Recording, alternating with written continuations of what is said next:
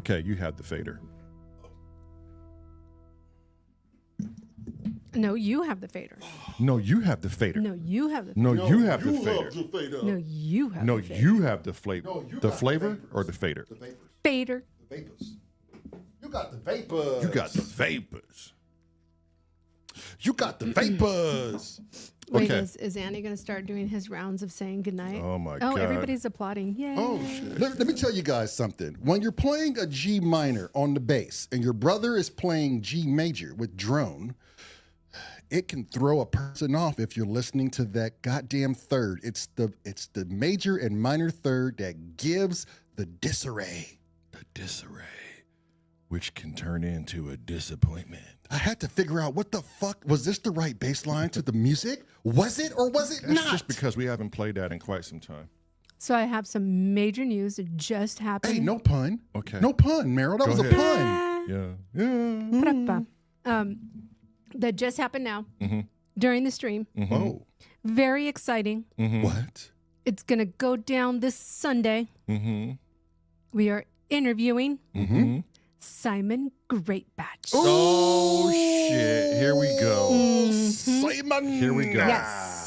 Simon seems to think that his accent may be hard to follow. Uh-huh. Yeah, so, So- he said it's going to be great fun. I'm like, Yeah. you're damn right it is. So what we've done is that we've now hired a translator, and that translator is JRC. So he is going to translate thoroughly everything that's going to be said. In the language of So everything's going to sound like... Yeah. okay. I guess our guests are getting ready. I don't know what the wife has been doing in the back workings over there, but Yeah, scratching my ass. she's scratching her ass. Ass and scratching getting seems to some be the things thing. Hi. done. Hello. Hello. Hi. Okay, we are all here today. Most of you are regulars and you're here every day. Kudos to you. Those of you who are here to watch a coming together. Real quick, VP, it was in the key of G. G. Right, but And it was a brand new... Well, no, he was asking about the harmonica. And It was Oh. a brand new harmonica, so it Yeah, sounded really real crispy. lovely. Yeah. the reeds are brand I didn't new. I didn't have time to put moisture in there. you Yes, see. moisture. Moisture. Okay, but today we're really going to handle something that needs to be handled. It's a very important topic. It's a very important situation.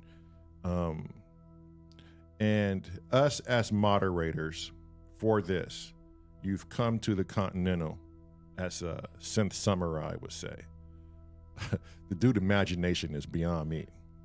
I would have loved to have played G.I. Joe's with that dude. Oh my God! It 'Cause was he the would've had it- narratives he would would've have been had it down. going. The narratives would have been down packed. Okay. He'd be a great script writer. Right. So we are going to get these two lovely people on this platform. This has been a neutral ground. Here at Symptoms of Reality, we are no one but ourselves. This is not a scripted show. We don't have a persona we hide behind. The only difference with this show is once you hit record, you get a sneak peek into our lives. And our lives is nothing but the truth. If you walked up to us on the streets, we would be the same way. We don't need a persona to seek entertainment and viewers. It's just not us. We are not PSN. We are not the pub. We are not Synth Samurai. We're not Synth Seeker. We're not Hardware Jams. We're not any of these channels. Get Jervis. We are not synth heads. We are not bass geeks. What we are is Symptoms of Reality. And we don't expect anyone to come here if you're looking for a musical review on something or a product or just so you can hear music here. That's not what we do. And we had a long discussion. After tonight's show, we're going back to our roots because we kind of drifted off what we wanted for this show. Now, there's a couple of people I would like to thank right off for helping us realize how, and they didn't know this, it was just inadvertently it happened this way. But I would like to thank people like the Crazy Rabbit, people like Cresshead, Biscuit Moon, Grace Griffin, Steve Sonos. We had a chat with these people this morning. And it dawned on us that Symptoms of Reality is falling far from what we wanted to do.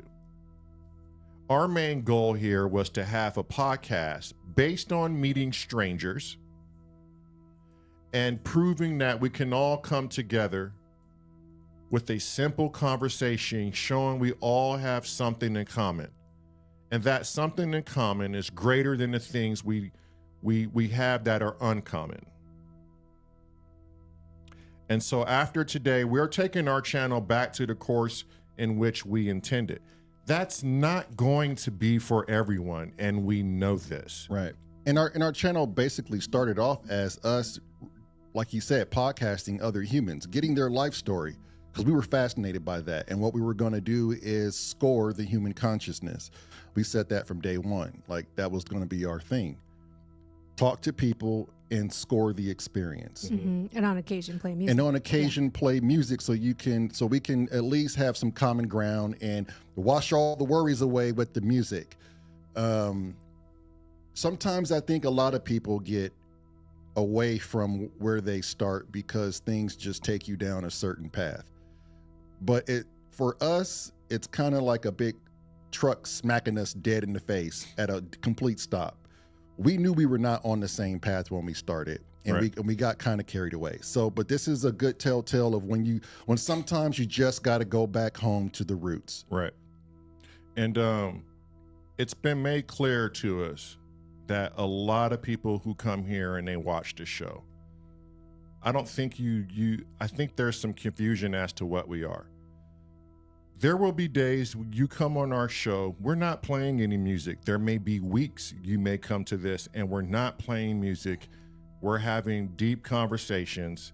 We're talking about things that are of high strangeness and not of this reality, because these are real things to us and it's a real passion for us.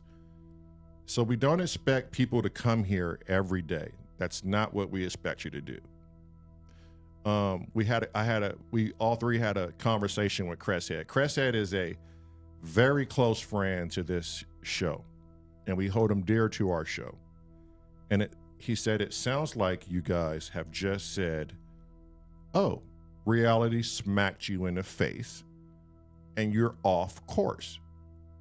Get back in the vehicle, get on the road, and get back on course. And it's going to be as simple as that. And so we just want to be very clear that if you're looking for different content in which you're accustomed to, we may not be able to provide that for you. Mm-hmm. We're very unscripted. We don't live in the box. We say what we mean and we mean what we say. And it's just not for, my wife always says, chocolate cake ain't for everyone. So don't let us interfere with what you're looking for, but don't expect us to change because you left a comment that is not ideal for you. We play music when we play music, and we speak when we want to speak. And that's the bottom line. It's our show. It's not yours. Mm-hmm. And it's not that we're doing something that we don't want to do. It's we're doing something too much.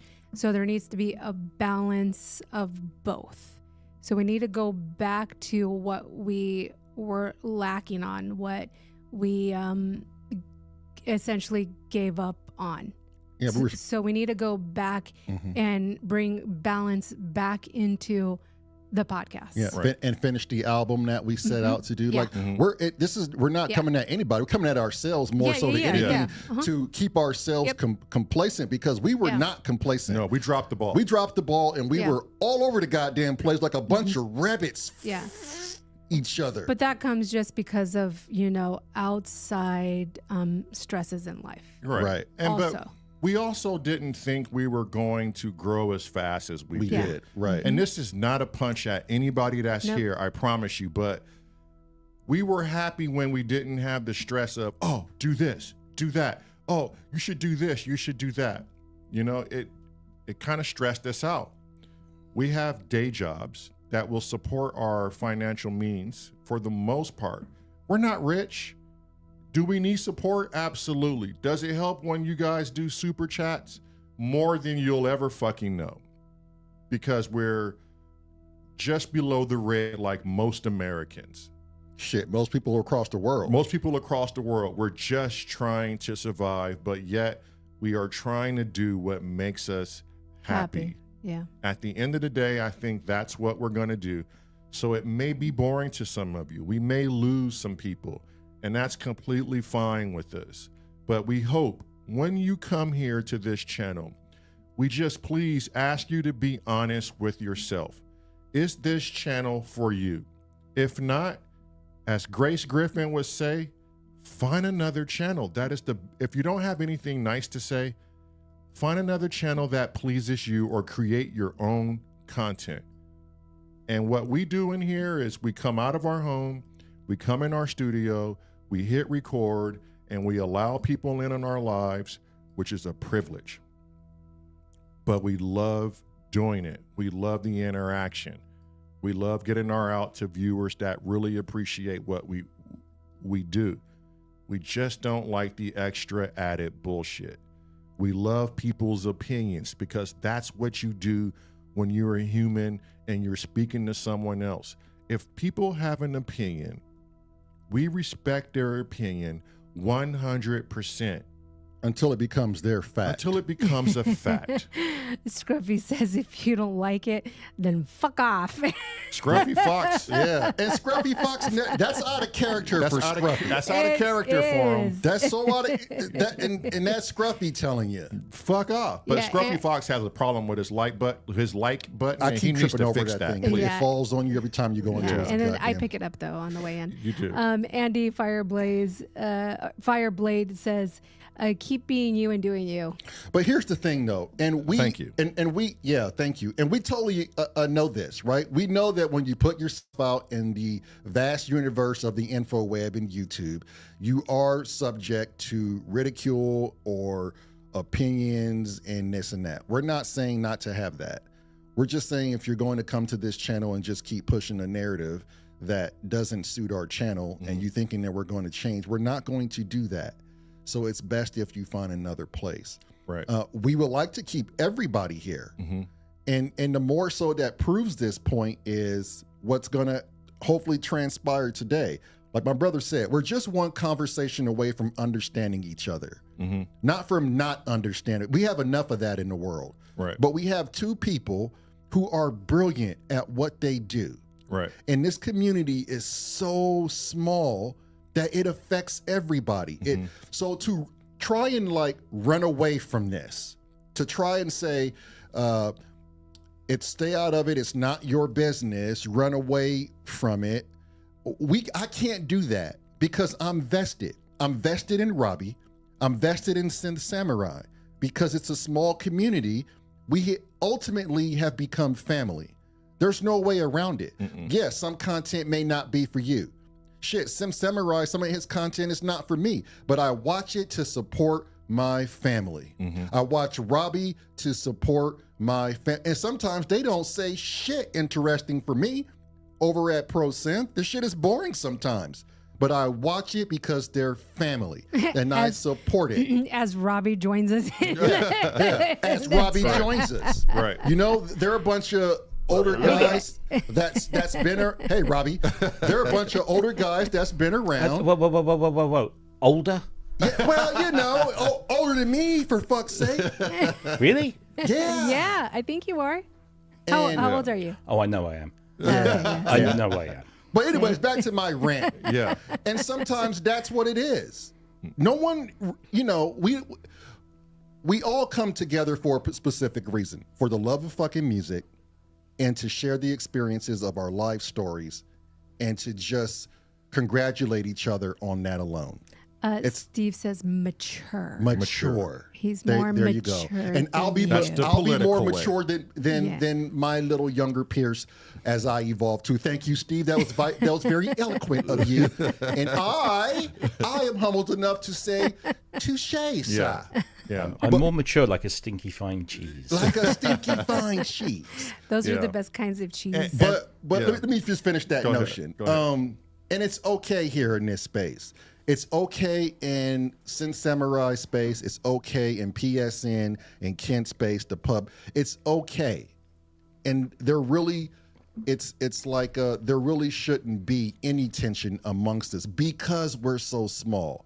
And we're exactly that. We don't have, no one here in this family has Joe Rogan, Theo Von fucking numbers, you know? We're all relatively small, and we should not be like eating at ourselves. Mm-hmm. I think that's the complete opposite when we can make this grow way bigger than any other channel as a family. Right. So when one family member has a problem, and this goes for anyone's family throughout the world, if you have a problem in your family, I would like to think that you would sit down as family members and you talk about it. At least you start with dialogue and you talk about it. And if- find common ground. And find common ground. You And don't if- have to like each other. Right. And But find common ground. Right. And if it Yeah. doesn't evolve to anything to anybody's standards, then you politely separate respectfully. Mm-hmm. But because we are a family, and I think everybody is of a mature mind, we can get over certain issues and drama that is just not needed. Like we all have enough in our life going on where I'm sure we just really don't need this. Right. Like E Terrain said, we'll brawl in the streets for my homies. Right. But that's exactly it. Okay. If you have three different categories in one family, we're all not going to get along. That's Right. the polarities of life. Right. Nothing's ever going to be as kumbaya as much as I want it. And that's real life. But at the end of the day, with these three categories in one family, and I'm just hypothetically speaking, if we have an internal discrepancy, we have to do our due diligence and solve it, put it to an end. Because if someone outside of the family comes in and stabs one of us, what are we all going to do? We're all going to go to bat for each other at the end of the day because no one talks shit about my family but me. Right. And that's all inclusive to those who are in that family. There is a greater enemy out there, more worthy of our time than us. Right. And that's our fucking governments. Right.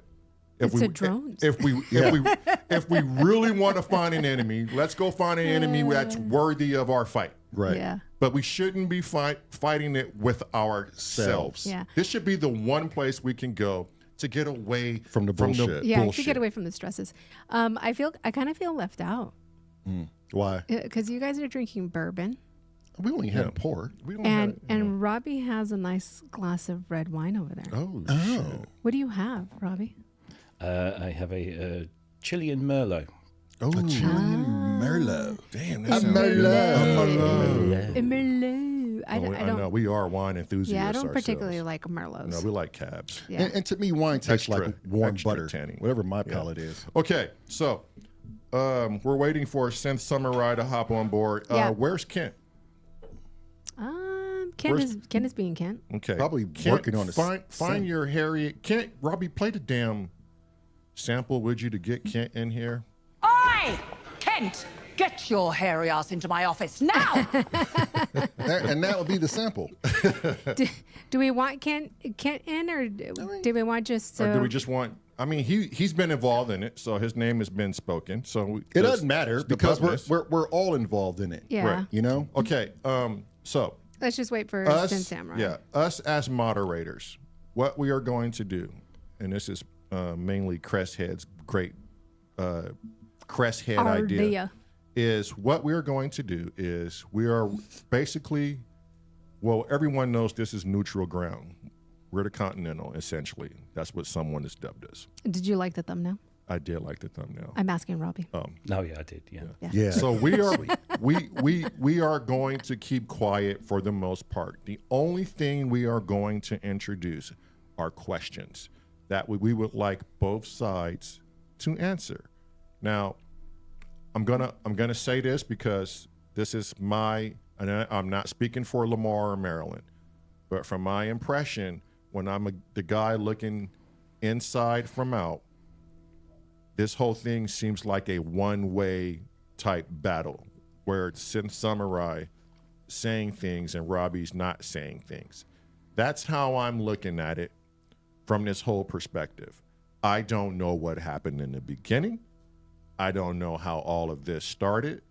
So in general terms, if someone doesn't have full context, which the three of us don't, we're not going to be saying much. What we do is provide the neutral ground. We're going to have questions. And at the end of this, it is in our hopes that we can squash all of this, put it behind us, and start finding different enemies that are worthy of all of our fucking acknowledgement. I don't want to find enemies though. Well, I'm a lover, not a fighter. there's some lobbyists I like to get out there and fucking go toe to toe with. Who's with me? Yeah, well, when it comes to lobbyists, I'm No kinda politics with or you. religion. Yeah, politics. no politics. Stop it. But that's what I mean. If we really want to find an enemy, we can find an enemy. Yeah. But in the synth world, like my brother said, we are small. We should be accountable for each other. We should all be able to grow and do the same thing we love. Kosh Dukai Cobra Kai said, "I'm with Lamar." Yeah, I'm a lovely man. I'm a and you know what? And let's not overlook this. And I'm sure Robbie could agree. Everyone in our chat, everyone in Robbie's and Wait, hang Samurai. on. He's not going to be on until 5, so Okay. we have at least another 35 minutes. Everyone in our chat, Robbie's, Kent's, I Samurai's. thought you told me earlier. He said, I could have swore he put 4:30, but let me go back and look. "Okay." I could be mistaken. They are all we're all circulating everywhere. We're in Davies' chat, we're in Sin Seeker's chat, we're everywhere. And I see these same names and these same faces, and we owe it to you guys too to be better than that. We owe it to you guys to make sure wherever you go to, you don't have to be biased or stand up for a particular channel. So that's another reason why I wanted this done today, so we can have our community feel at home no matter where they're at. Would you agree, Robbie? Absolutely. I don't think anyone that I know that's in this game, whether you're a career synthfluencer, as there are many, or whether you're just somebody like us that just does this, as part of the community, we're not here to make enemies. We all support each other, and that's the beautiful thing is that there's so many of us out there that either have small shows or larger shows or whatever, and we support each other. Case in point, Andy Synchrotron has a little stream every Saturday morning, 10 a.m. UK time, and he was only getting a handful of people. And I thought, this isn't right, because I listen to his stuff. It helps me start my Saturday. It helps a lot of people start their weekends. Yeah. Mm-hmm. And so we started plugging him on the show. Loads of people started turning up. We got lots more subscribers. I wouldn't say that we're responsible for all of them, but that's why we do that. Yeah. It's not just him. It's it's all the others like Ramsey and Jervis and Nick at Sonic State. Like, he needs our help. But Sensian, yeah, go ahead. Yeah. So it's just we and all of us. All these people that we promote around in our little. Do you remember what they used to call it in the 90s? You had an internet ring, didn't you? And Right. you all kind of promoted each other. That's kind of Yeah. what we're doing Yeah. with this.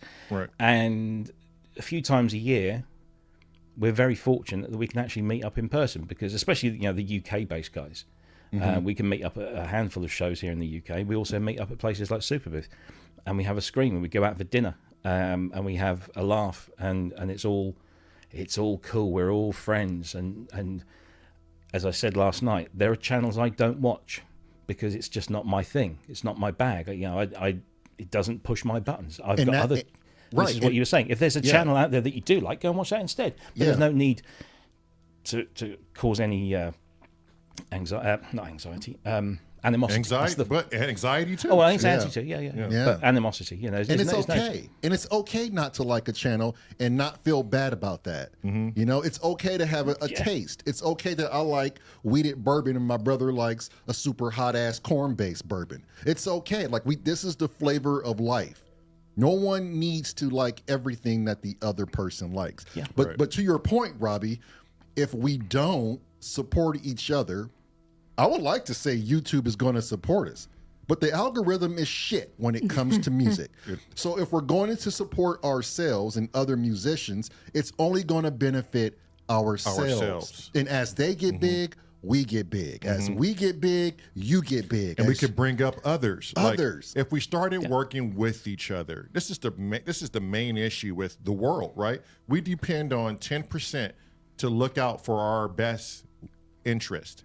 And it's never, we have a number one rule in our family. No one is looking out for our best interest. Not now, not never. And so the only person that does is your tight-knit family. And I'm sure if we all put our heads together, we would be all glowing with just love from everywhere. And it won't be one channel starving, because we act as human beings, we act as a family, and we support everyone. And it goes back to what Robbie said. No one's twisting your arm to say, I'm going to send some of my viewers or whatever I can to help this person struggling, because I feel like I don't like to see that. I don't want to see somebody struggle. We all share that same mentality. Whenever you come to S.O.R, I don't give a shit who you are. My brother and I and Meryl, we cannot stand to see one viewer while somebody's doing their art live. We do S.O.R raids all the time, and that is our fucking motto. If we're not helping ourselves, then what is it for? I could give a shit if I'm not making tons of money from YouTube. Right. But what I do give a shit is when I die, you'll speak of me as if Moser was the guy that was there at everybody's fucking show. Right. It's only one of me. I may be hopping in and out in between, but I'll be there for you. I would like to say I need more copies of me. I have one. So we'll divide and conquer. And that's what we do. Meryl goes to Davey. My brother goes to Ramsey. I go to PSN, and we'll alternate as long as somebody's getting something. And we're not asking everybody to do that. We know everybody has lives. It's like wife swapping, isn't it? It is. It really is. But I enjoy it. That's the thing. Don't we all? Oh, sorry. I've never swapped my wife, but I'm sure you would enjoy it. Oh, Robbie. I'm Luke Stark. And I'm Kent Spong. And today's subject is swapping wives. Take it There away, we Karen. go. Sorry, Vasquez. Yeah. Sorry. Yeah, thanks, Robbie. Thanks. Hi. Hello. Hello. But I mean, to the most part, that is what it is. I'm not trying to no one's here trying to beat a dead horse. I think we all That's come up. just cruel. Why It would is you cruel. do that, Lamar? Well, not to the horse; it's dead. Jeez. And those horses were fat as fuck. But yeah, and we won't say who. If you stumble upon our show, lady from the barn, your horse is fat as fuck. Yeah. I just couldn't tell you. Yeah, but it's all good-hearted here, and we just want to resolve the bullshit and laugh about it later. Right. And I think we will. Honestly, I think we're all going to laugh about this, look back on it, and go, wasn't that a time in our lives? Wasn't that a moment? And we'll find something else that life will stress us out over. Right. Yeah. And I mean, I don't want to find it anytime soon. Me either. Yeah. I'm a lover, not a fighter.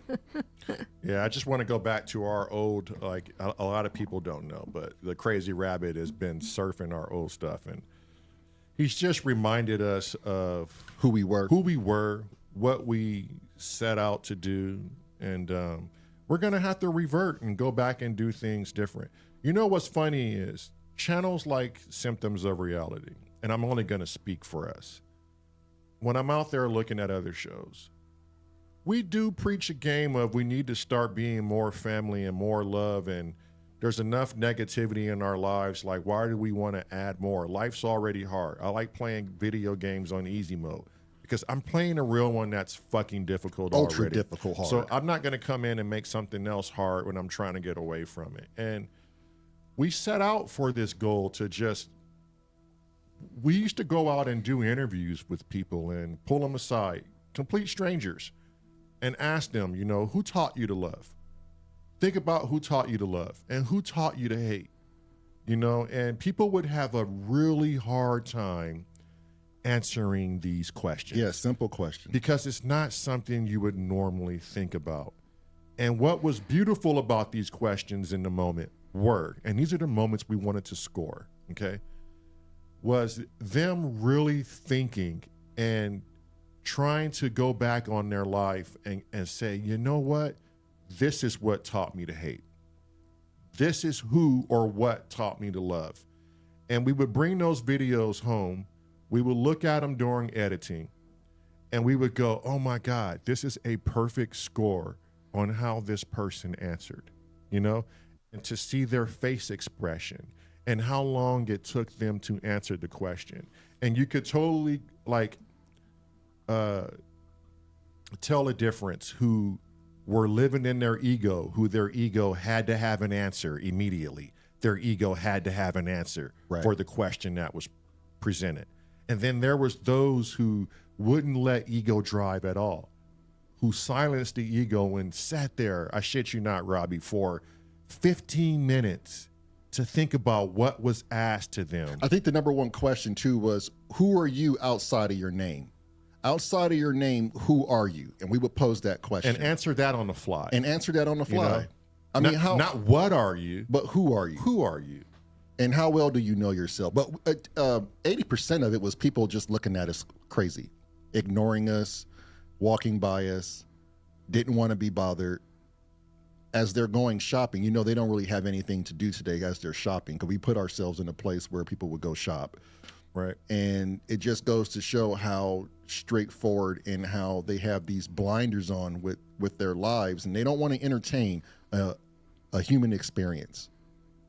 And they'll make excuses. Oh, I'm busy, I have to be somewhere.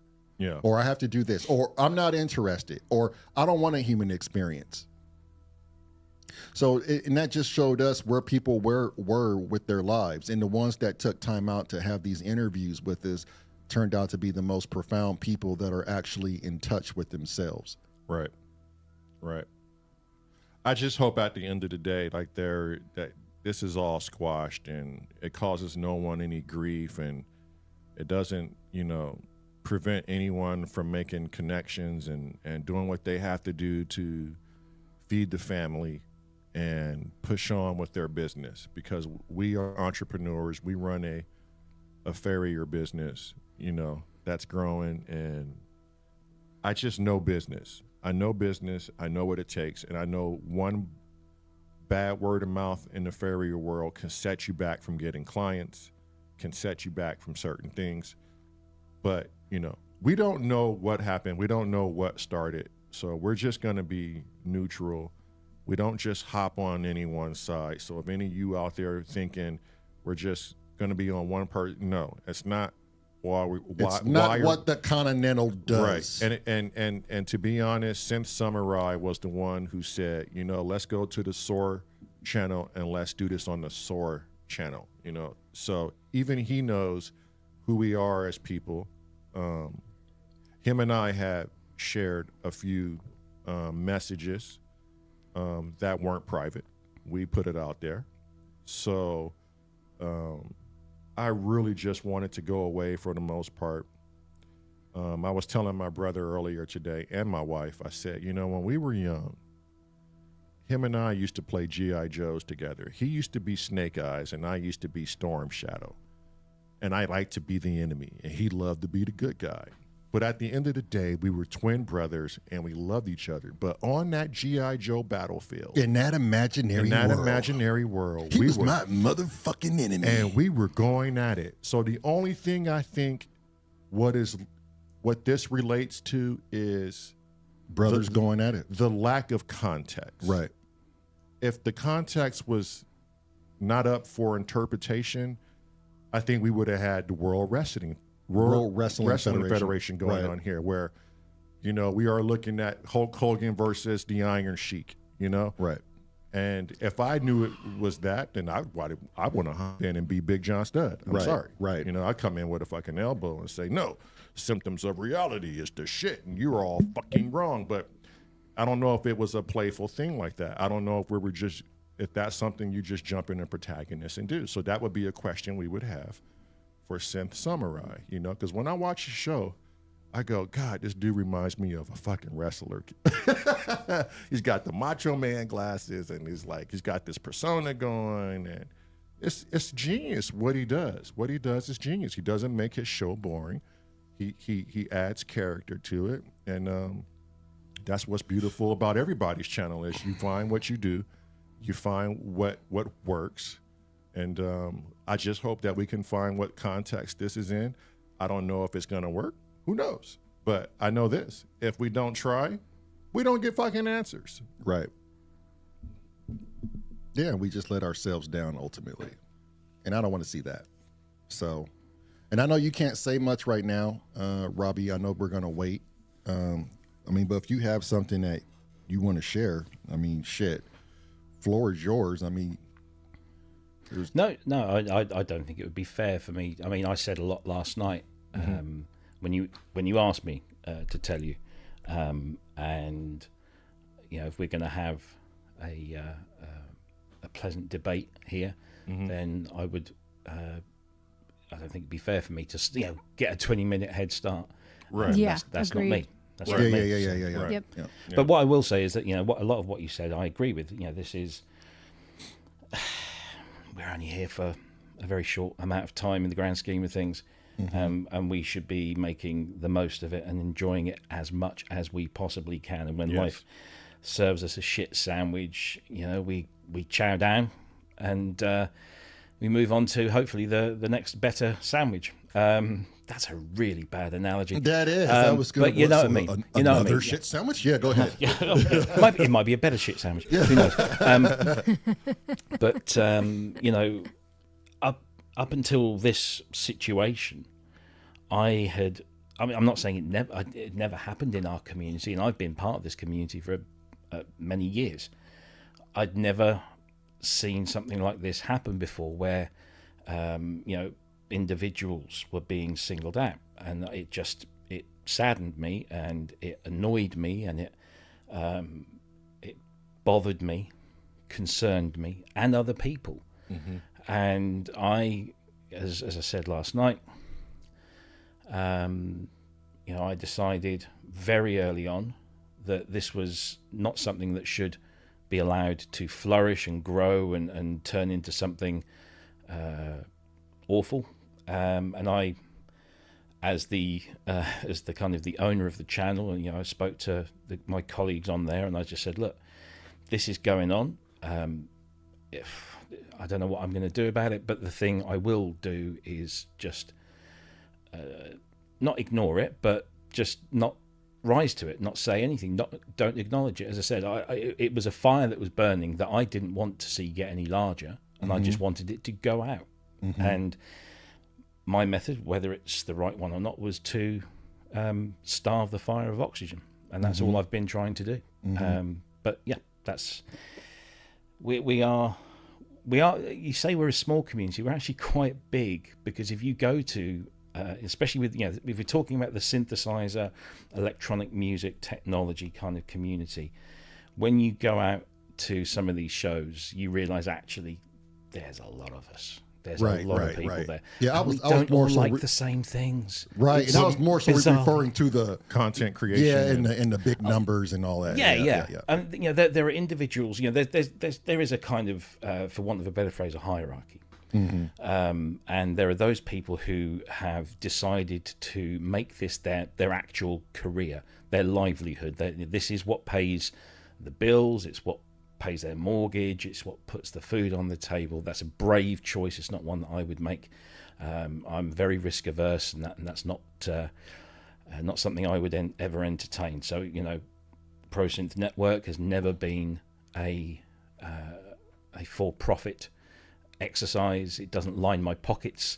The money that people donate, of which we are incredibly grateful, helps us fund the costs of running a channel, and goes into, it's just a 4-figure sum each year, and it's going up all the time.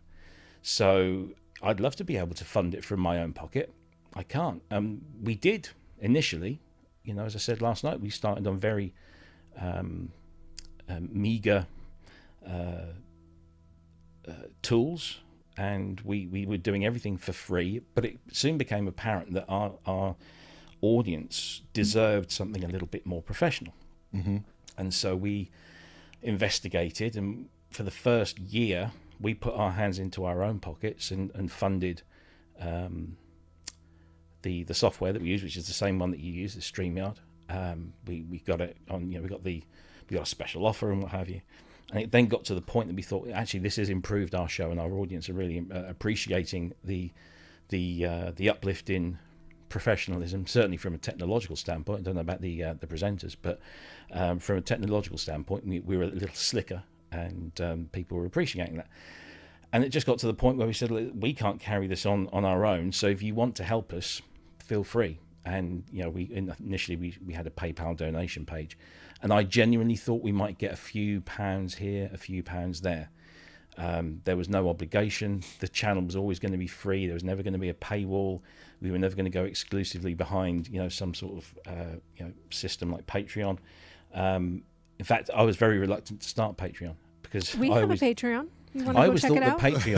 I always thought the Patreon was something that you gave people you gave people stuff in exchange for for them supporting you. You'd give them free stuff, and a lot of the people that that I know and follow that use Patreon, they're giving away free sample packs or this, that, and the other.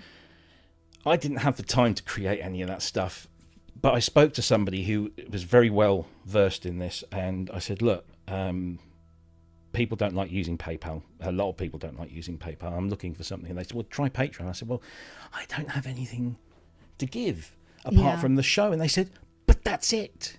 That's what you're giving. You're giving the show. You're giving them a regular 2 hours of entertainment every Friday night. And I said, are you sure? And they said, try it. If it doesn't work, it doesn't work. And it worked. And people clearly responded to that, and we are super grateful. It's not an obligation, and they keep us on the air, so it's all their fault, and I'm sticking to that. No, so this has never been a business. I don't, I have a day job that I do, 9 to 5, whatever you want to call it. I have, it's 5 days a week, and in between that, I have my freelance work that I do for websites and magazines and other organisations, and then there's ProSynth Network, and that's something I do every Friday night for 2 hours. But of course, there's a lot more to it than that. There's arranging guests, there's gathering the news topics and the links so that I can give the boys a heads up on what we're going to be talking about, and they can make some informed decisions on that kind of thing. And then there's lots of other things behind the scenes, and I'm juggling a lot of plates, but that's fine because that's my choice. But if push came to shove and I had to give PSN up because my my livelihood depended on it, then I wouldn't probably think twice, and I would either knock it on the head or move it to some other custodian who could keep it going.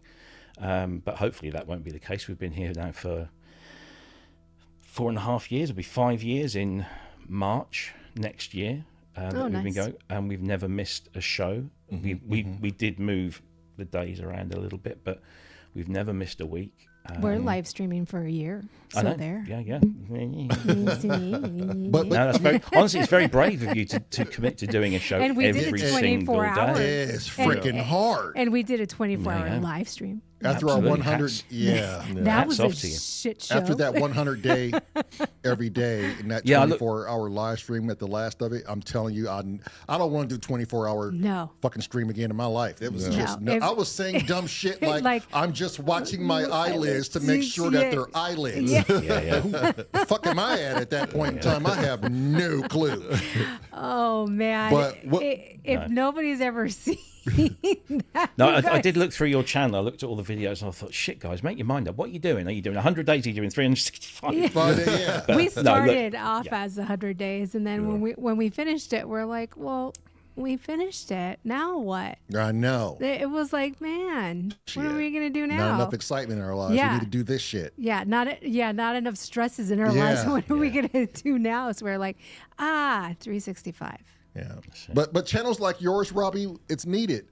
So you need to know that. Like for all these synth players out there, I'm not talking about myself, obviously, but it's where we go to find out if something is worth its salt, right? We go to people that we trust before we spend these big ass dollars on something that we want. It's our grounds of saying, is it worth it? Is it worth the buy? Is it worth the buy? You know, and you would hope that you have someone that was for the people, you know, by the people, for the people, that is shoot it straight to us. And and you're well trusted in the community. So if Robbie and other people that do these reviews and say it's shit, then you might want to look at that and go, okay, maybe it's not what I thought. And I'm glad that they reviewed it because it may truly be shit. We, as I said yesterday, we started this as a community thing. It was born out of this Facebook group that Ben started, and that was just the reason behind starting that Facebook group up was because there were other Facebook groups that were centered around synthesizers in general, and a few of them, particularly one, was just a really nasty place. Every post turned into an argument or a shit slinging event. And it just wasn't nice. And Ben said, I want to start my own synthesizer-based Facebook group, have a little community where people are just nice. People help each other. People advise each other. We have the professional people coming in. We have amateurs and, you know, semi-professionals and what have you. We have all these people in there. And that was the original intention of the Facebook group. And then, you know, as I said, COVID hit. And in March of 2020, I said to the boys, everybody seems to be doing live streams. You know, why don't we do one? And they sort of said, not a bad idea. How do we go about that? I don't know. So I investigated and said, you know, got into, you know, finding out what software I should use, you know, and spoke to a few people that do it and got some advice. And we started up and we were very basic and very rudimentary. But the whole point of it was, it was a focal point where we could just talk openly about the things that really brought us all together, that bonded us, which was all this shit, you know. So all of this, we all had a common interest, a common ground. It was all about synths, and it was all about music technology. And then people said, you know, we were doing okay, and the numbers started to very slowly build up, and there we were with, you know, a few hundred subscribers. And I'm like, wow, I never thought we'd get over 100, but, you know, starts to keep going. And then because of the industry that I'm in, I get to meet a lot of professional people, whether they're manufacturers, developers, artists, and I just want, you know, I had that, I told you about that experience last night when somebody said, just call this company and ask them, tell them you want to review their product and they will send it to you to review. And I didn't feel that was ever going to happen, but it did. So I just, you know, I said to some well-known people, do you want to come on my show? And to my surprise, and it was because COVID, I guess, a lot of, you know, they're at home doing not a lot, and they were looking to keep their profiles up. And so anyone that came along and said, hey, I can put you in front of a few hundred or a few thousand people, they were snapping at the opportunity. So that's how we started. And it's always been about the community. The community comes first. And we don't make any profits from this. All the money gets plowed back in, whether it's equipment, whether it's license fees, whether it's taking the ProSynth network out on the road to synthesize the shows. You know, we have banners made up. Well, you know, that comes out of ProSynth network funds. We need these banners, otherwise nobody sees us at these places. Right. Transportation costs, insurance costs. You know, when you're taking, you know, a DX1 or a Fairlight out into, you know, you've got to have insurance, you've got to have public liability, you've got to have all this kind of health and safety, you've got to have electrical testing and all this kind of stuff. But people appreciate it. As I said last night, we have people that come and see us at these shows and they're just apoplectic with joy because they never thought they would see, let alone play, some of the stuff we take out. Right. You know, there's only 140 DX1s in the world. There's one there. I'm thinking, it sits there and I play it occasionally, but lots of other people would love to have a go on that. So that's what I do. I take it out and people play it, but it costs money to do that. And so, that's one of the reasons that, the funding comes in. But anyway. You're giving me hope. I'm going to email Fedora right now and see if they can come up with a fretless fucking fretted bass. So, it's going to throw it out there and see what the universe provides for me. What's the worst that could happen? What's the worst? They tell me no, and they say no. Who the hell are you? Okay, thank you. Really quick before we welcome in Synth Samurai, there's an important question in the chat from Get Jarvis, and he's asking, Synth Samurai, have you been in my closet? Oh, well. He's saying you look sharp, my man. Okay, everybody, welcome in. I don't spend much time in any closets, brother. Welcome in, Synth Samurai. Thank you for having me here, man. It's good to be here. I really appreciate you hosting this summit between myself and the newly named English gentleman, Sir Robbie. Sir Robbie. It's just before we get going, Robbie, it's an absolute pleasure to meet you, my brother. It's an honor to meet you as a content creator, as a host of PSN, which is an absolutely amazing show. I just want to say you have my utmost respect in all that. And I hope tonight we can both walk away from this. We may not be friends, but we can walk away respecting each other and with a promise, that we'll never be enemies again. That's what I'm hoping to get through tonight. And I'm really appreciative for Symptoms of Reality for hosting this tonight, and I think it's long overdue and it's needed. And let's get going. Likewise. Okay, so first question. Wait, hold on. Before we start that, I commend you both for coming here and doing this and putting aside the differences and manning up and to squash this like intelligent, capable, mature Steve human beings, because at the end of the day, that's what we are. So kudos for both of you for something. To me, it seems so pivotal at the moment right now that we're in. I mean, you two are like one of the biggest channels when it comes to the popular vote, right? So by us viewing this goes to show that even your superheroes can set aside their egos and squash shit. And this is what I love about humanity at its best. You two are doing something that I wish our fucking government would do, that I wish people that are in power would do. And if we could do this, it sets a different precedence with me as far as respect. Right. And not only that, but when I watch both of your guys' channels, you are always promoting things, I won't say beneath you, but there's smaller channels out there. And you don't have to go out your way and promote something you barely know. Both of you guys go out, and if it hits you and you feel it and you see people working and you see people struggling and you see people punching in that proverbial clock, what I love about both of your channels is you go and you say their name. And you get people to go to that channel. And that means a lot. And that means a lot. Yeah. But you say we don't have to do that. I disagree. I think we do have to do that. Right. We're always got to be punching up.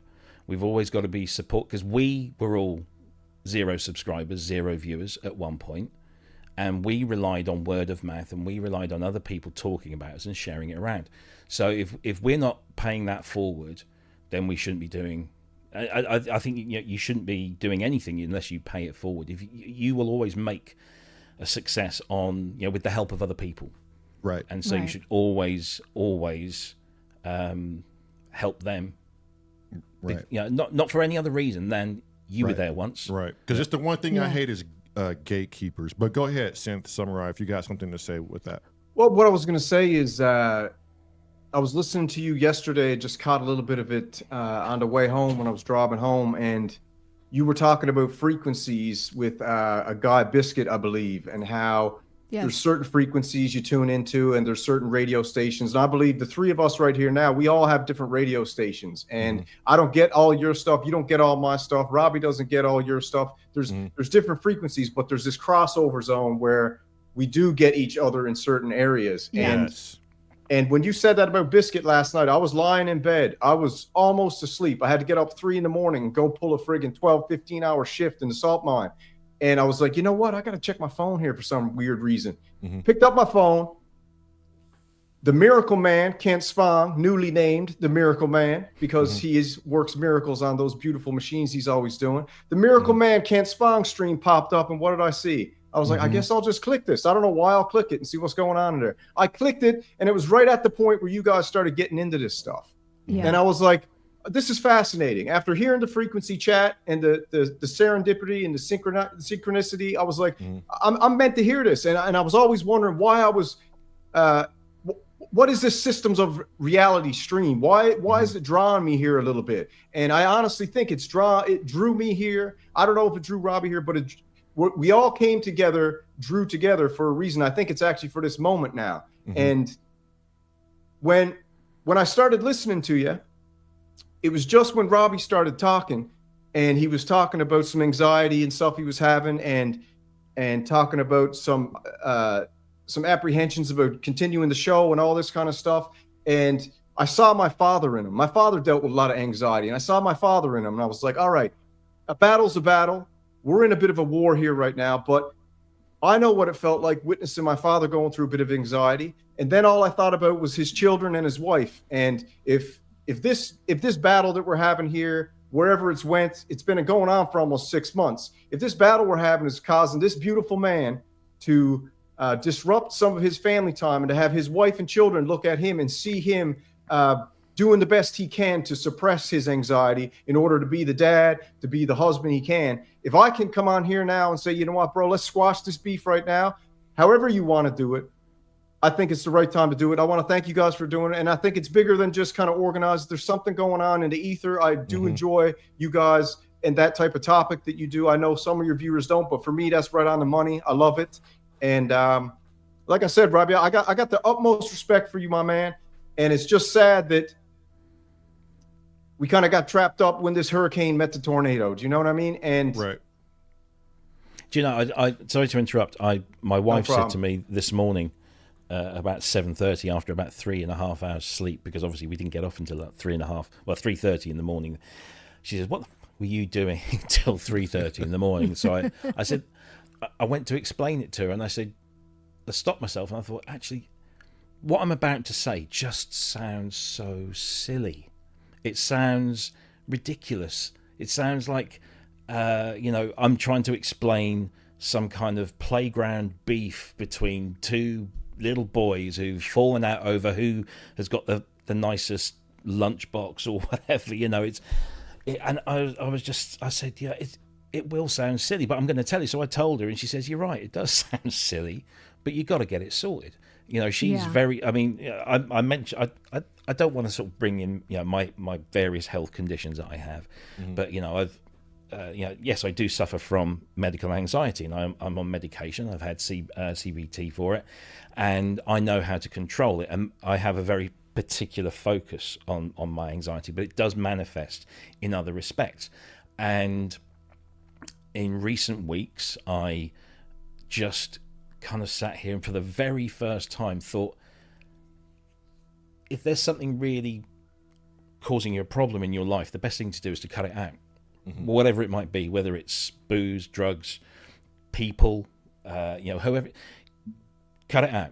Take control, cut that thing out. And I thought the only thing that I can control in this is my show. So maybe I should cut that out. And it briefly flashed through my head, and then I'm thinking, no, because I love doing what I do, and I'm very fortunate to know that there's a lot of people that love what we do, and I'm very grateful for that. Although I'm sure they would all survive if ProSynth Network just went off air. I'm sure they'd all carry on quite happily. But I thought, no, I shouldn't have to do that. But I'm not a massive believer in things like destiny, or that things were written in the stars and that ought to that were going to happen, and that people have been brought together for certain reasons. However, what I will say is that a few weeks ago, I can't remember exactly when it was, I was having a phone call with Kent, as we often do, in the middle of the day, and he said, "Oh, you've got to go and check these Symptoms of Reality guys out." And I said, "Who?" And he said, "Oh, there's this channel," and I can't remember who Kent told me that had turned you on to him. It might have been Biscuit, it might have been Cress. One of these guys, I guess, had kind of told, and he said, yeah, they're really cool. So I thought, I'll check them out. And I thought, yeah, these guys actually, they seem like a pretty sweet bunch, and I like what they're doing. I like what they're saying, and very quickly you made me feel very welcome, which was very nice, and it's carried on. And I will be completely honest. Last night I felt, I've just been ambushed when you started asking me about all of this, and I thought, what's going on here? But not once did I think, no, I'm not going to enter into that, because my policy has always been, as far as all of this situation has been concerned, is to try and maintain some sort of dignified silence, just trying to starve a fire of its fuel. And I thought, no, maybe it would be a good thing to just put it out there and just say, here's what I think, calmly, rationally, and maybe other people will understand. And then, of course, Mr. Samurai here, honestly, I don't know what to call you. It just seems really weird, but I'll call you Sam, okay? So Sam comes in, and I see him in the chat, and I'm thinking, well, maybe the only way that this can just get put to bed, this silly, stupid thing that's been going on, the only way to get put to bed is to just fucking talk. Yeah. Right? And here we are, and I'm happy to do that. I'm not going to shy away from anything like that. If we address this and we come away from this, and the least that happens is that we both get on doing what we do. We don't interfere with each other. We don't disrespect each other. We don't do anything. We satisfy our audiences, and if there are members of the audience that want to go to both shows, that's fucking fine. That's absolutely fine. Yeah. There's a guy in the chat. I'm sure he won't mind me mentioning this, and if he does, he'll kick the shit out of me in Berlin next year. But Carl Bedford, right, is just a wonderful, wonderful human being. You will never meet a man who is so full of love and joy about everything, not just music. And he's a brilliant musician and DJ. And he watches both the shows, and he supports both the shows, and he chats in both the shows, and he leaves comments on both the shows.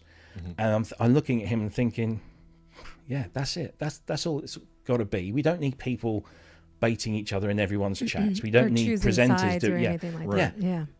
If we're this lovely Venn diagram, somebody should draw a circle in the middle of this screen. We are this lovely Venn diagram. There's going to be people that love Symptoms of Reality and not much else. There's going to be people that like what I do and not much else. And there's going to be people that like what Samurai does and not much else. But there is a circle of people in the middle, and those are the people we should just be focusing on and just saying, look, you don't have to take sides. This is not about sides. It's not about competition. And that's, okay. What more else I can say? That was well said from both of you.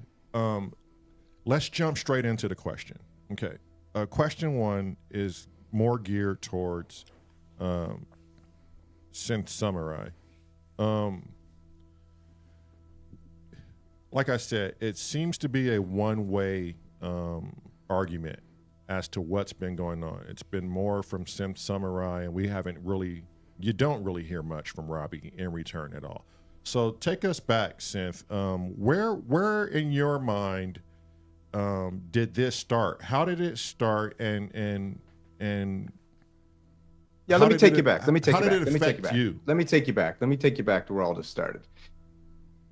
But before I go there, let me just say this. For whoever watched the stream last night with Robbie, what you described that was happening to you, getting an email or a text being, look at this, watch this, you got to see what he said here, this, that, and the other. And the anxiety you got from those moments were exactly mirrored to me.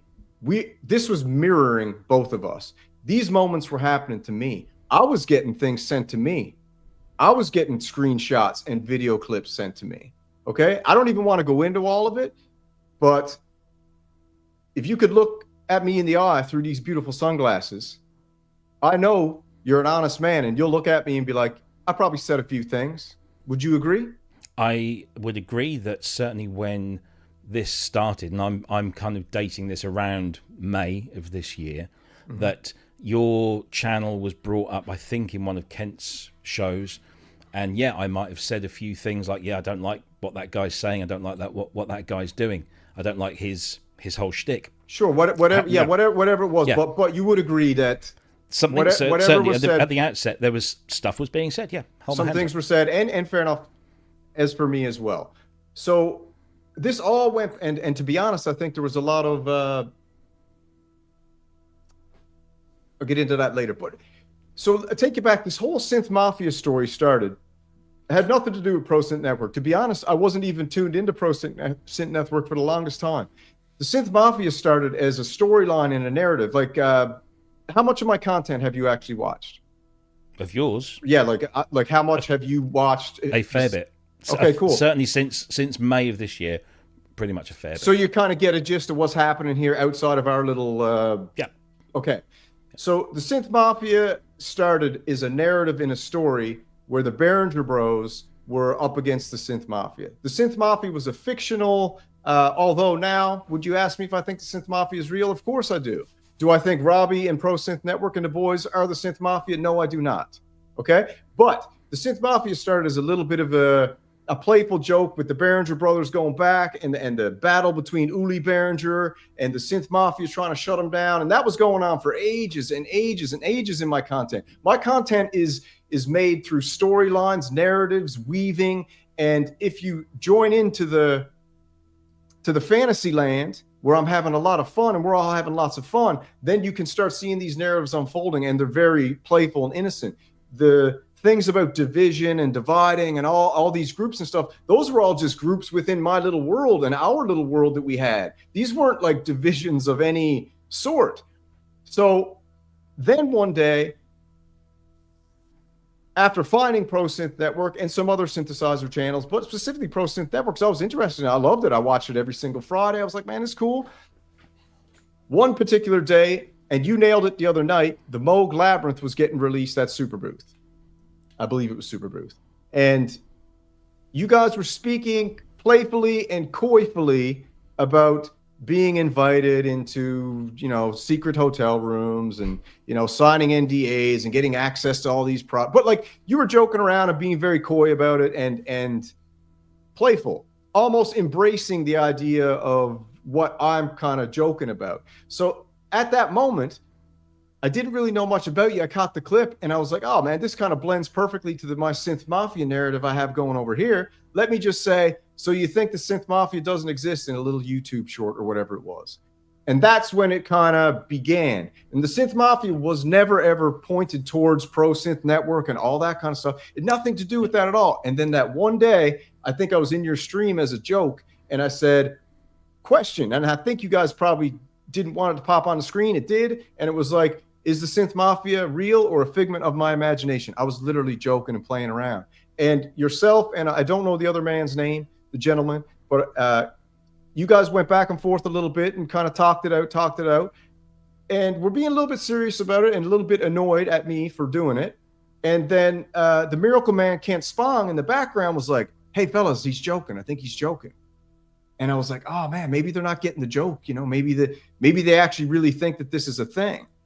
And that's kind of, I guess I'll just segue off of that and you can pick it up there or ask another question. But that's kind of how it began to start to turn into something. I'd agree with all of that. And this is, at the end of the day, this is why it's so important for people. Context. Well, not only that, but for people to talk to each other. Versus chat. But, and not only just versus chat, but like, even in families, like if a brother or sister, a mother and daughter, or a son and daughter, like if there was an argument or somebody said something to each other and didn't understand what they meant by it, and then they hold a grudge and never talk about it, then it keeps building, then it keeps building, and then it keeps building. I agree. That's exactly where it kind of started, because I remember that the Moog thing being that kind of flashpoint. Mm-hmm. So as I said last night, as a music technology journalist of some time, it is absolutely the norm for these events to happen off sight at certain shows. Sometimes it happens around NAMM or NobCon or Synthfest or Super Booth in Berlin.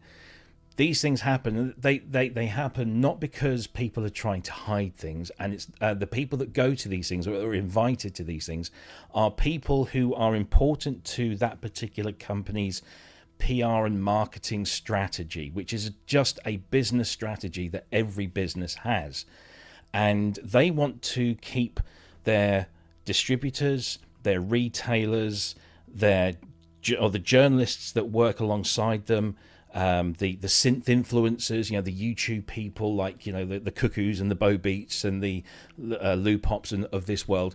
Those are career guys who do a fantastic job at what they do, and they are key to the marketing success and the overall success of the product as it goes through. But companies have to, every company has to have a strategy, and only certain people will be privy to those things at certain times until it goes public.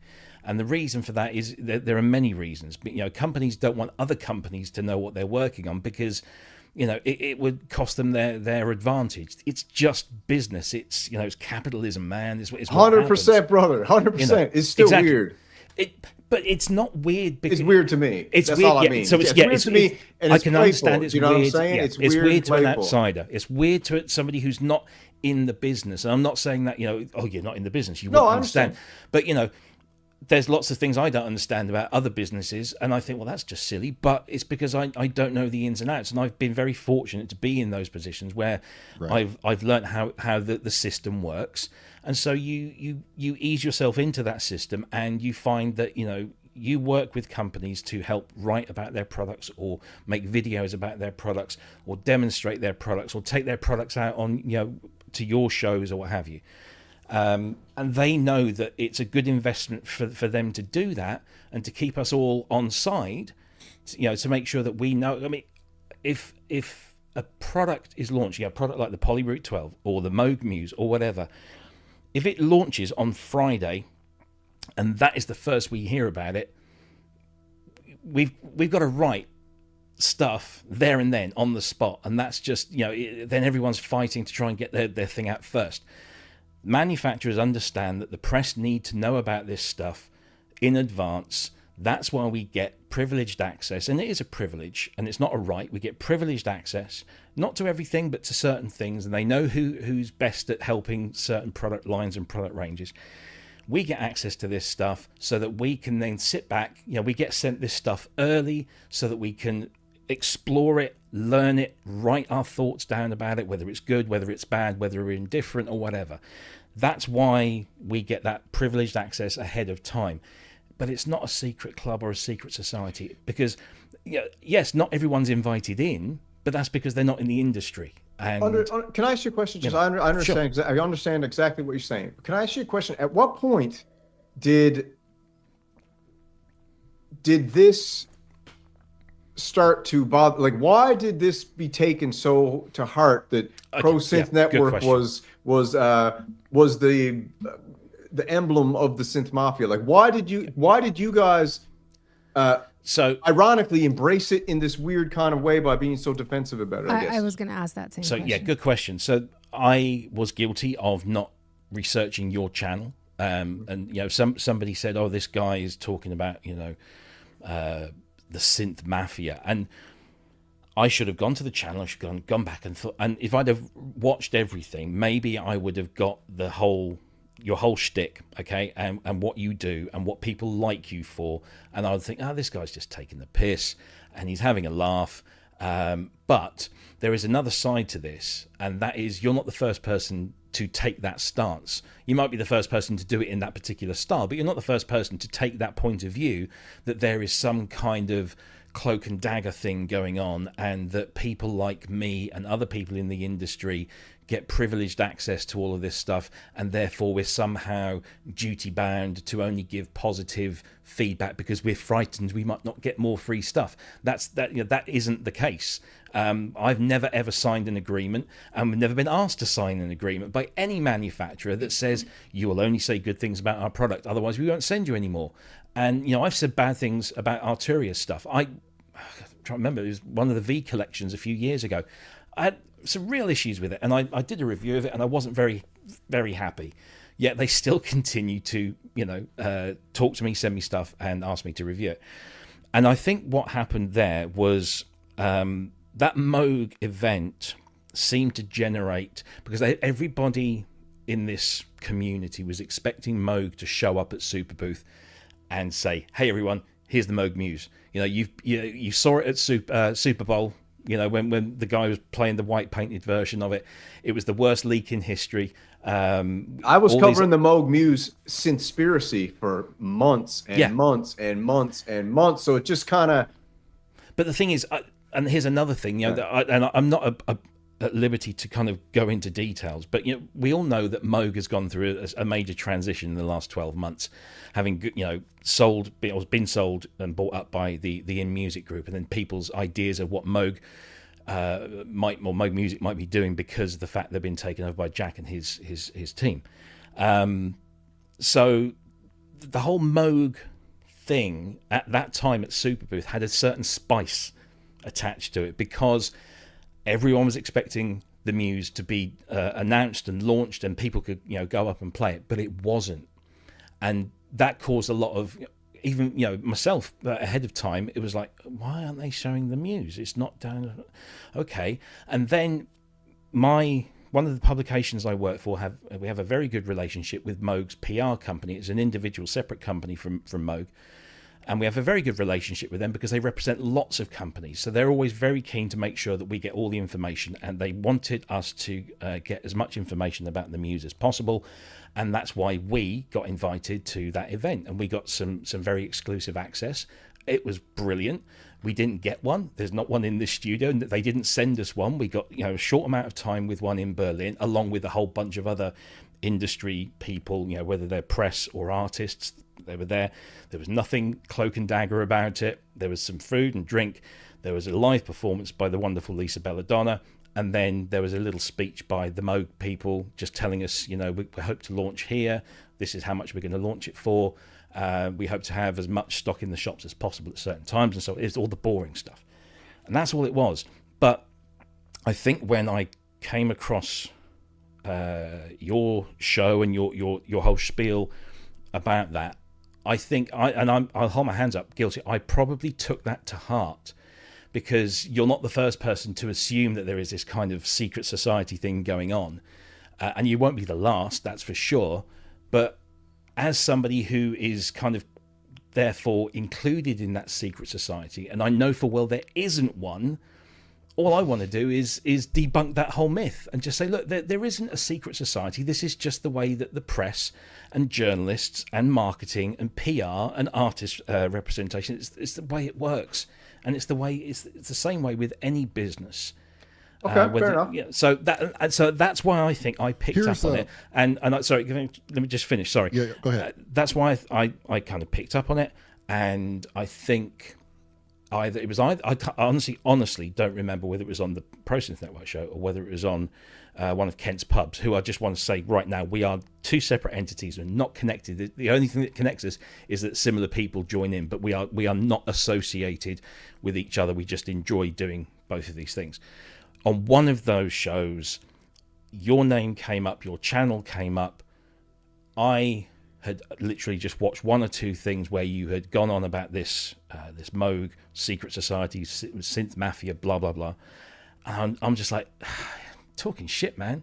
And that was just a casual response without having gotten all of the context. Now, if that's what set all of this off, then I apologize wholeheartedly, because it wasn't meant to do that. I didn't understand what your channel is about, what your whole persona and shtick. I didn't get it. I do now, because I've watched a lot of your content. Are you curious why I brought this? Are you curious why you got brought into my storytelling? Go for it. Yeah. The reason you got brought into my storytelling in this open kind of way, where it's kind of, we've been battling openly, is because I got sent something and I was like, oh, whatever, whatever. It's just the boys shooting off. Who cares? Got sent something else. I was like, all right, listen, man, keep an eye on that. The Samurai Recon unit sending me stuff. And I'm like you, I was like, man, I don't even want to see this crap. If they're talking crap about me, I don't care. And then they sent me, and then I operate on 3-strike rule. And then I got sent something a third time, and I was like, all right, if these cats want to be talking about me, I'm going to Bonnie rate you. I'm going to give you something to talk about. I'm going to do it out in the open, and I'm going to have fun with it. And this is what you've created now. Because if I'm an up and comer, I'm just having a good time. If you go watch all my content, I'm super positive all the time. So this Stone Cold Steve Austin style character where he's pissed off, aka Bro Synth Network style, was because I was like, this guy doesn't respect me. Well, he doesn't know you. No, I know that. I'm just saying this guy doesn't respect me, and I'm getting people sending me stuff, sorry, I shouldn't say you, Robbie, doesn't respect me. There's a group of these dudes who don't respect me, is what I should say, and I had enough of it, and due to my own fault, I probably should have been like, man, whatever, they're doing their own thing over there. But like you, my friend, I had people sending me this crap.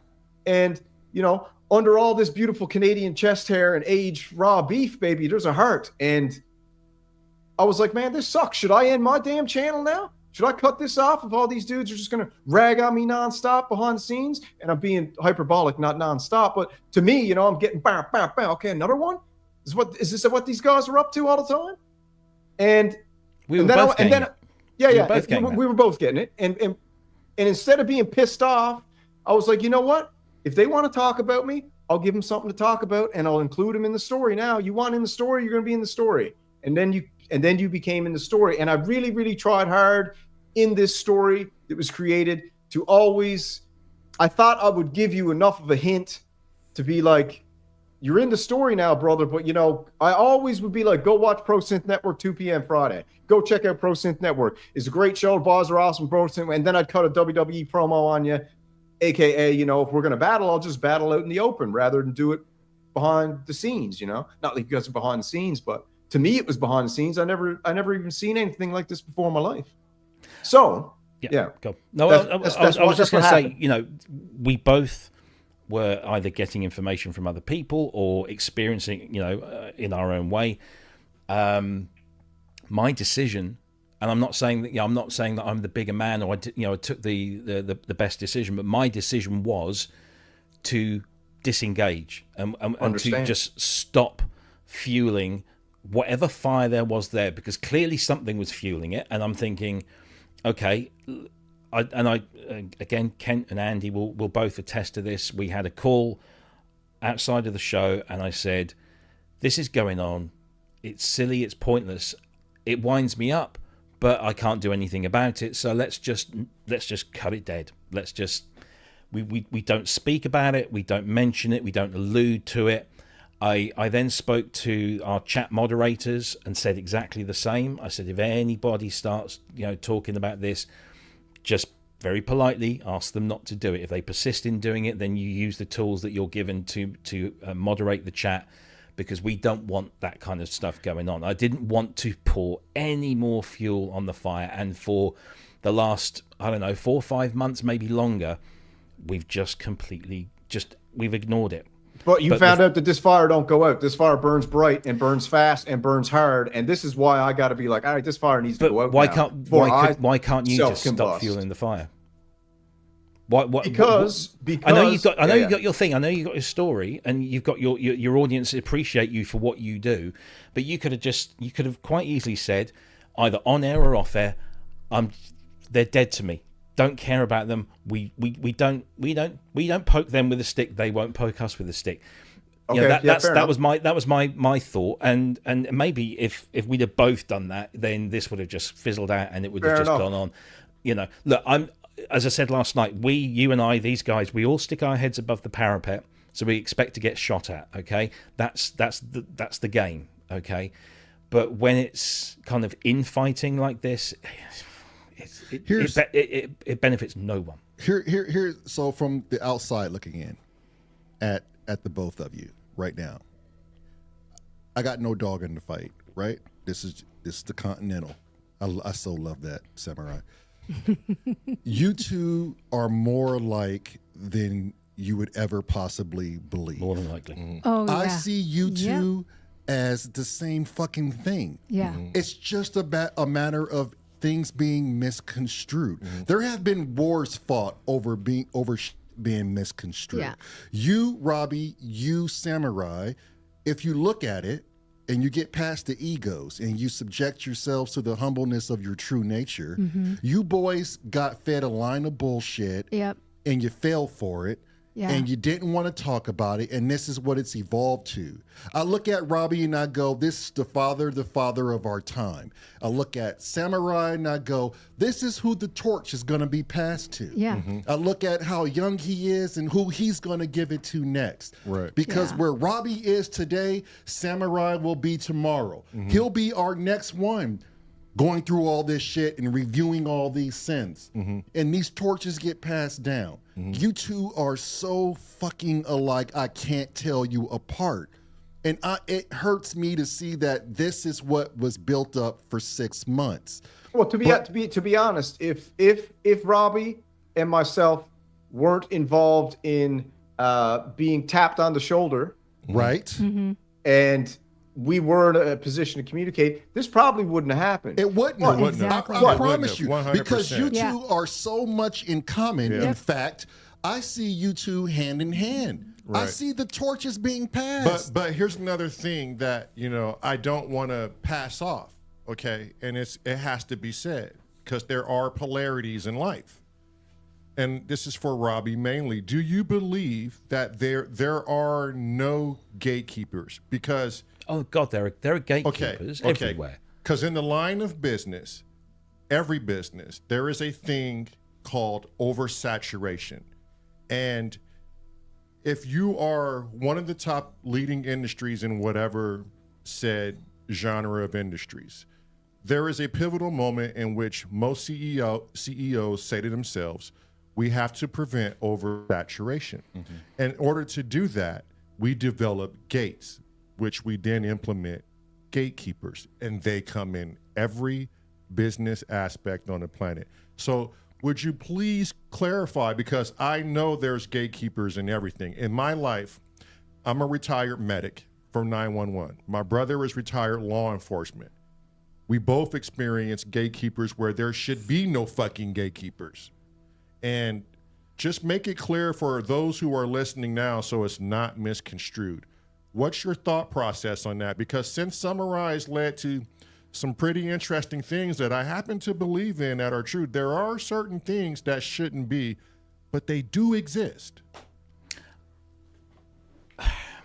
So from my position within the industry, the overwhelming, 99 point something % of the industry behaves ethically, responsibly.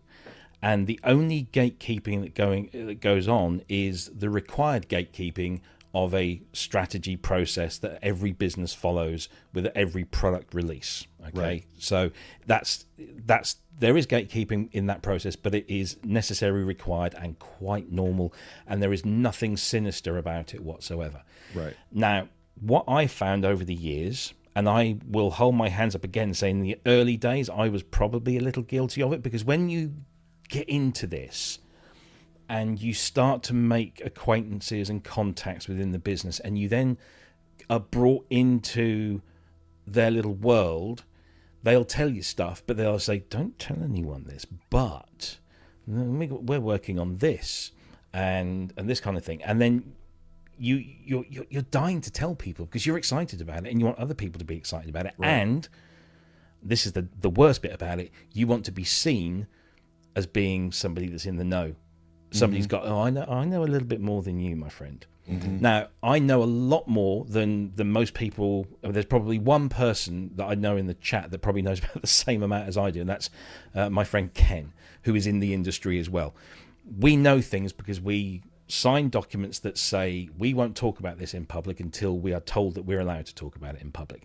Again, that's not sinister, that's just part of the business. But there are some people who will take that that knowledge and use it as leverage to gain some sort of notoriety, some sort of traction, some sort of one-upmanship. And those people will take that information, do with it what they will. I come across them fairly infrequently, but they do exist. But as far as this world that certainly Samurai and I populate, which is we are both super passionate about synthesizers and related articles, whether it's drum machines, mixers, whatever. We're super passionate about that. We love our gear. We love getting excited about our gear. We love using our gear, and we love hearing other people use their gear. It's all about that. Some of us, I can't help being in the industry, so my show will always be able to break news when it breaks, because I'll know about it weeks in advance.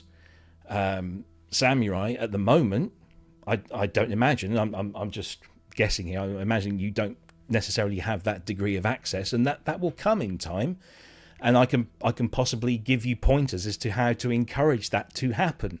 Because trust me, manufacturers in the day and age of TikTok and YouTube and all this stuff, they're looking for the unique content creators. And if there is one thing that this guy down here is unique, and he has an audience and he has a following, and they are passionate and loyal, and they listen to everything he says.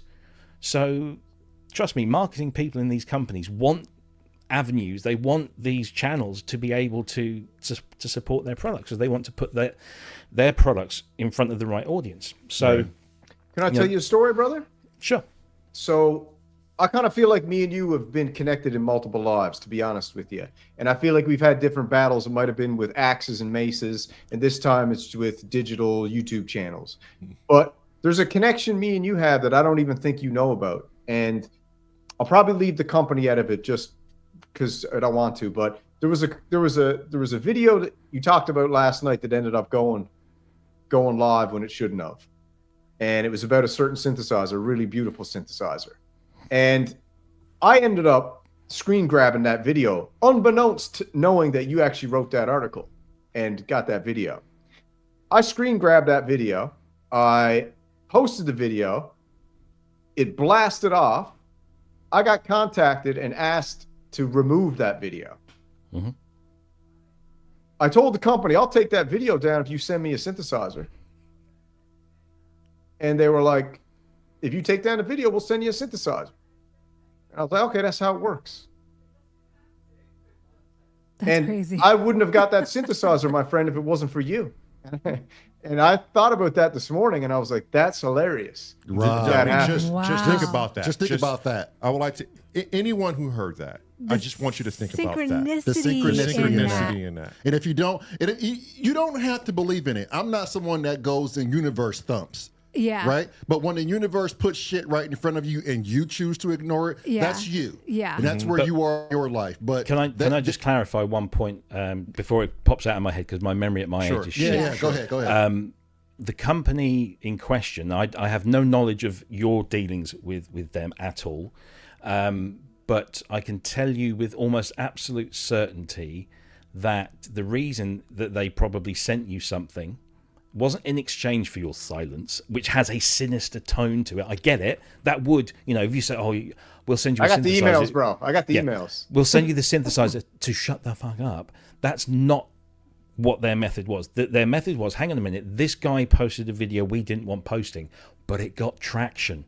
It got traction into a group of people that we would like that to happen with. Now, we don't want those people to know about this thing just yet, but we want to keep this guy on our radar. And if that means that, maybe let's help him out here, let's give him something to that's what it was. It's not necessarily a sinister thing.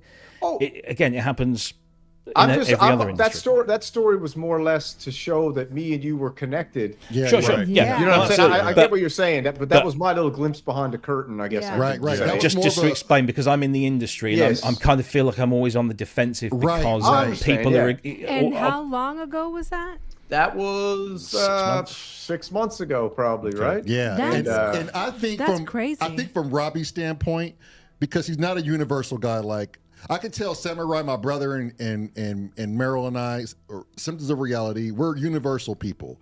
And we like to connect the dots. And I know Robbie, he doesn't have an esoteric mind, or he doesn't share it like how we share it, right? So if we say something, Robbie, it's not like chewing at your credentials or accolades. It's us just showing how connected we are as individuals and human beings. But I get where you're coming from when you feel like you're always on defense, because you're probably used to a certain particular amount of people coming at you because you have certain privileges that they don't. Right. And also there is the thing that leaks do harm companies. Now, maybe not the big guys. Right. They're not so effective. Hang on. I don't want to cut anybody off. Hang on 1 second. I have to get this out. Okay.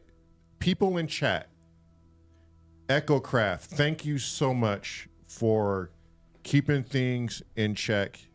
Crazy Rabbit, Steve, Sam. People in chat, please. I know Synth Samurai has a lot of followers. The Renegade, I get it.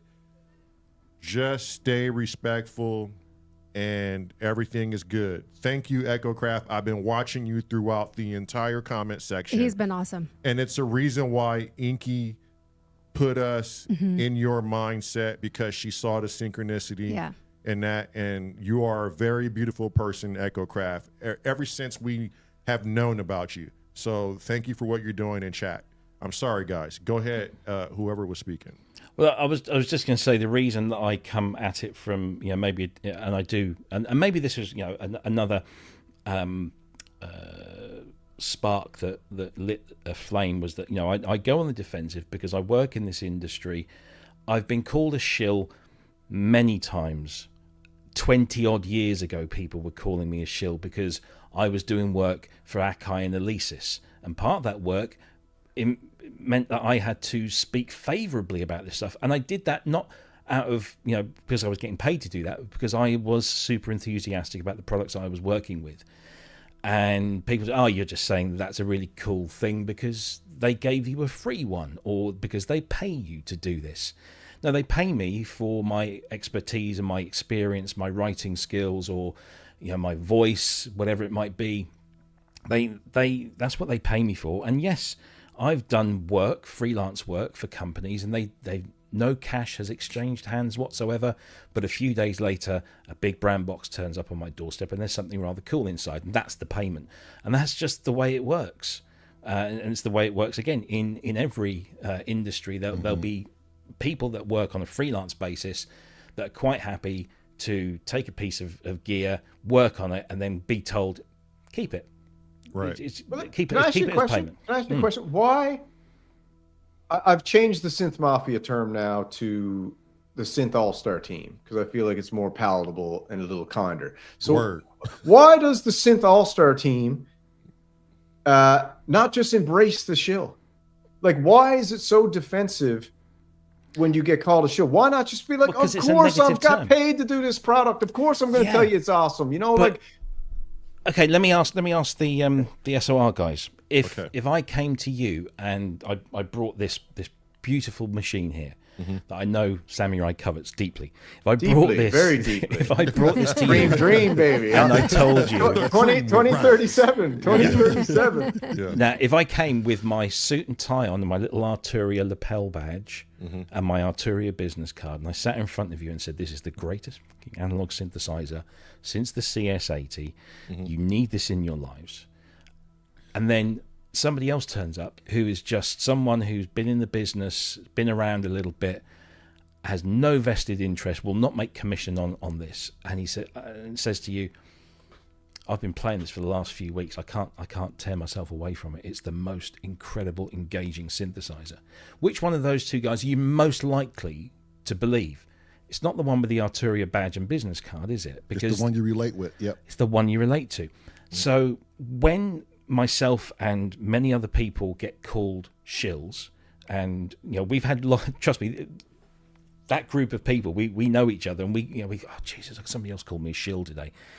It is a derogatory term, in as much as it implies that we have an underlying personal benefit to be enthusiastic about something so that people buy it and we get some kind of recompense. Yeah, we get some kind of payment or whatever. When many years ago, I was doing a lot of reviews for a company called UVI, who are still going strong, released a great new product today, by the way. And I was doing a lot of things.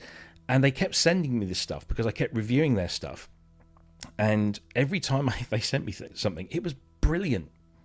It was really good. I enjoyed it. I loved it. I couldn't find a fault in it. It gave me a palette of sounds I hadn't had before, and I was really enthusiastic about it. Some people took that as me just saying nice things about a company so that they would continue to send me free stuff. And I can see why they said that. I can understand that, because I would probably think the same if I was in their shoes. Right. Why don't you just throw the logo on? Why don't you just throw the T-shirt on? Why do you gotta? This is not at you. When I'm saying you, I'm not talking to you. Why do you have to? I'm coming from the truth era, okay? This is I'm coming from the truth era, and the veil is lifted on a lot of things, and it's so easy to see through now. Why not just throw the friggin' shirt on? Like, if you're going to demo an Arturia synthesizer, tell them to send a T-shirt with it so you can throw it on and be like, I'm working for Arturia today. Honest answer? They don't make a T-shirt that fits me. That's the honest answer. I went to my colleague at Arturia, the guy that I speak to, the AR guy, and I went up to him at Super Booth, and we just sort of went off to the corner, just having a little chat, and we're talking about the Polybrute and the Astrolab and the things that just come out. And he said, "Would you like a T-shirt?" I said, "I'd love a T-shirt, but you need to find 4XL for me to feel comfortable wearing it. 3XL at a push, 4XL." "Oh, I'm very sorry. I think we only have 2XL." And I'm like, "Don't worry about it, mate. Don't worry." But no, even if that was the case, get a hat. Even if get a button. yeah, true, yeah. But seriously, even if what this was here before it got launched, and I was doing some videos on it, would I wear a T-shirt with Arturia on when I'm doing that? Probably not. Because I don't want people to think, oh, look, he's now representing Arturia. More importantly, I don't want Arturia to think that I'm representing them, because I'm not. I'm not under any contract or agreement to do that, and I don't want them to get the the wrong impression that I'm passing myself off as a representative of Arturia. I'm not. Whereas I will wear my Fairlight T-shirts and my DX7 T-shirts and my DX1 and emulator T-shirts, because those things aren't made anymore. They're all historical shit, and I can do whatever the fuck I want with those things. And it's just opinion. I think people get caught up in Robbie's opinion. In his opinion, it's a good It's like product. an arsehole. Everyone's got one. And then everybody's like, oh, he thinks they just have constantly great shit. No, what he's saying is, in my opinion, I like this particular, I don't know, I'm not a synth guy, patch or whatever. And it's not for you to take as a matter of fact. Right. It's just my opinion. But if you look at it from Synth Samurai's point of view, is transparency goes a long way.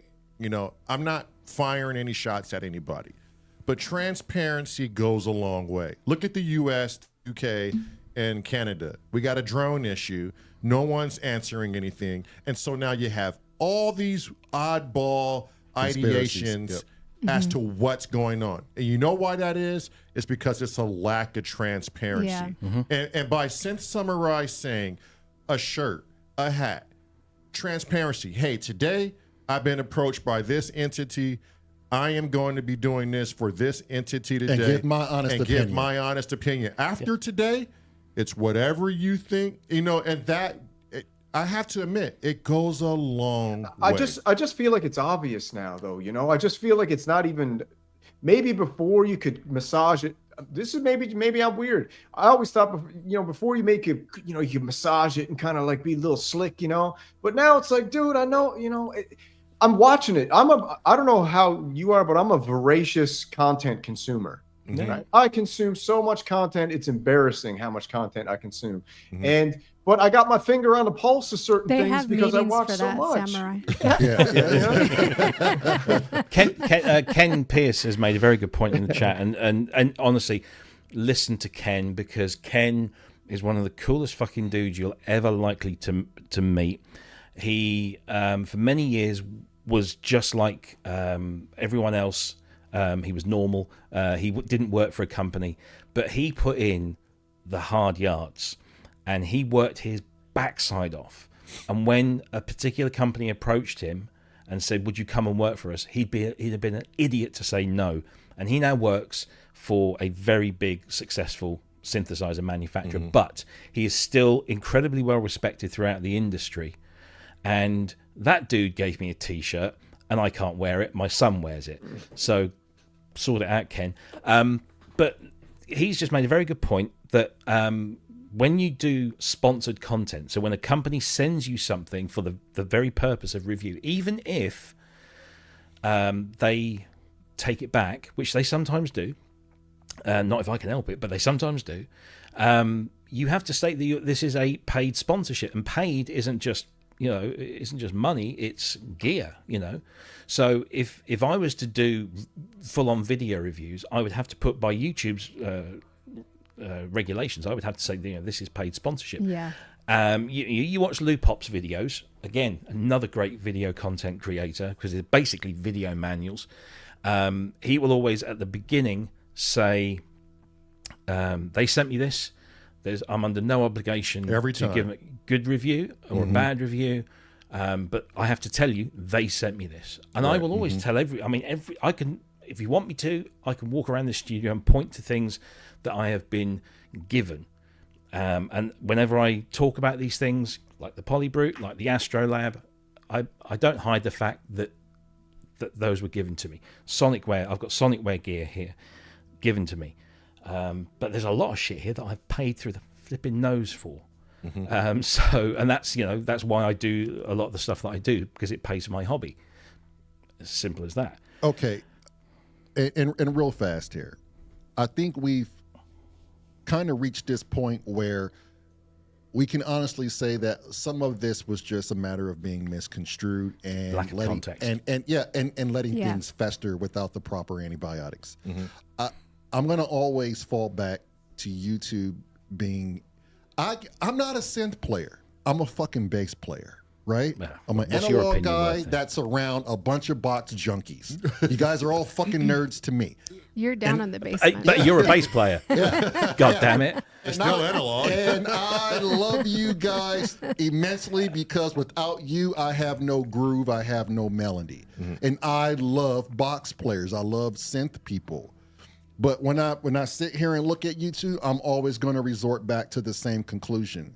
It was a mistake, and you two go hand in hand. I cannot distinguish you two from my right and left hand, as good as they look together. It's a little country, it's a little rock and roll, man. Robbie chose to go total blackout. I chose to, you know what? I'm a fighter. I'm a fighter. Yeah. So when someone disrespects me, with all due respect, Robbie, when somebody or some people disrespect me, then I'm not blacking out. I'm fighting back. But I tried to fight back as artfully as I could to get to the point where it would be like, you will respect me.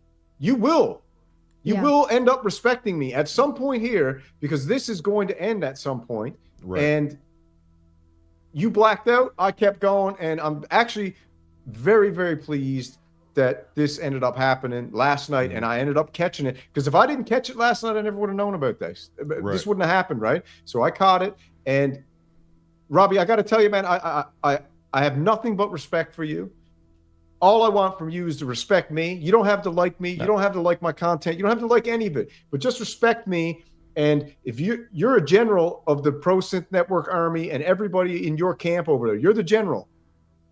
And if you got people disrespecting me in your chats and talking crap, just tell them to knock it off, man. I have. I know. I'm just saying, I appreciate that. And I hope that carries on. That's all I want from this conversation, is to know that I respect you. I'm not going to be disrespecting and brother, I don't want to cause you 1 ounce of stress. I'd rather be a plus sign in your life than a minus.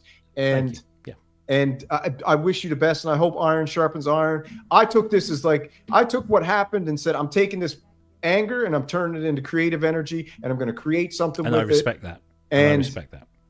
And I mean, now it's over though. The story's over for now. I will. I'm going to hold my hands up. I'm not a fan of your style of content, but I'm not, and I'm saying that with all due respect. Yeah, but no what problem, I do respect is that you I'm like do caviar, have, baby. but you do have a significant following of people that admire you, and hang on your every word, and enjoy your content. Simple as that. And so I cannot not respect you for that. Whether I watch your show from now on, I don't know. I should probably tune in every now and again if I'm able to, or watch you on catch up, see what's going on, just to see what you're talking about and how you're talking about it. But yeah, I mean, I hold my hands up and apologize for making any comments that fueled your anger, your passion. Well, I'm not necessarily apologizing for fueling passion, because I think that's a good thing.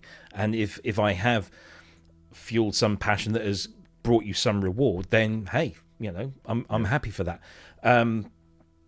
There was one more thing that I did want to speak to you about that is connected to all of this, and it I feel a little bit awkward saying it, but in a way I don't. So one of the things that really upset me was when you created the secondary channel, where you changed one letter of our name and called it the BroSynth Network. Now I understand, your kind of inspiration for doing that, and I guess that was probably as a reaction to what was going on, which we've hopefully kind of sorted out. It was an art of war tactic. I was capturing a flag, and I was like, you can keep saying, I'm talking very chill and relaxed here. You can do things like, we're not going to say his name while also talking about him, blah blah blah. And I was like, all right, you know what? You guys can act like the pros. You guys can act like you're better than me. You guys can do all this kind of stuff, and you know what?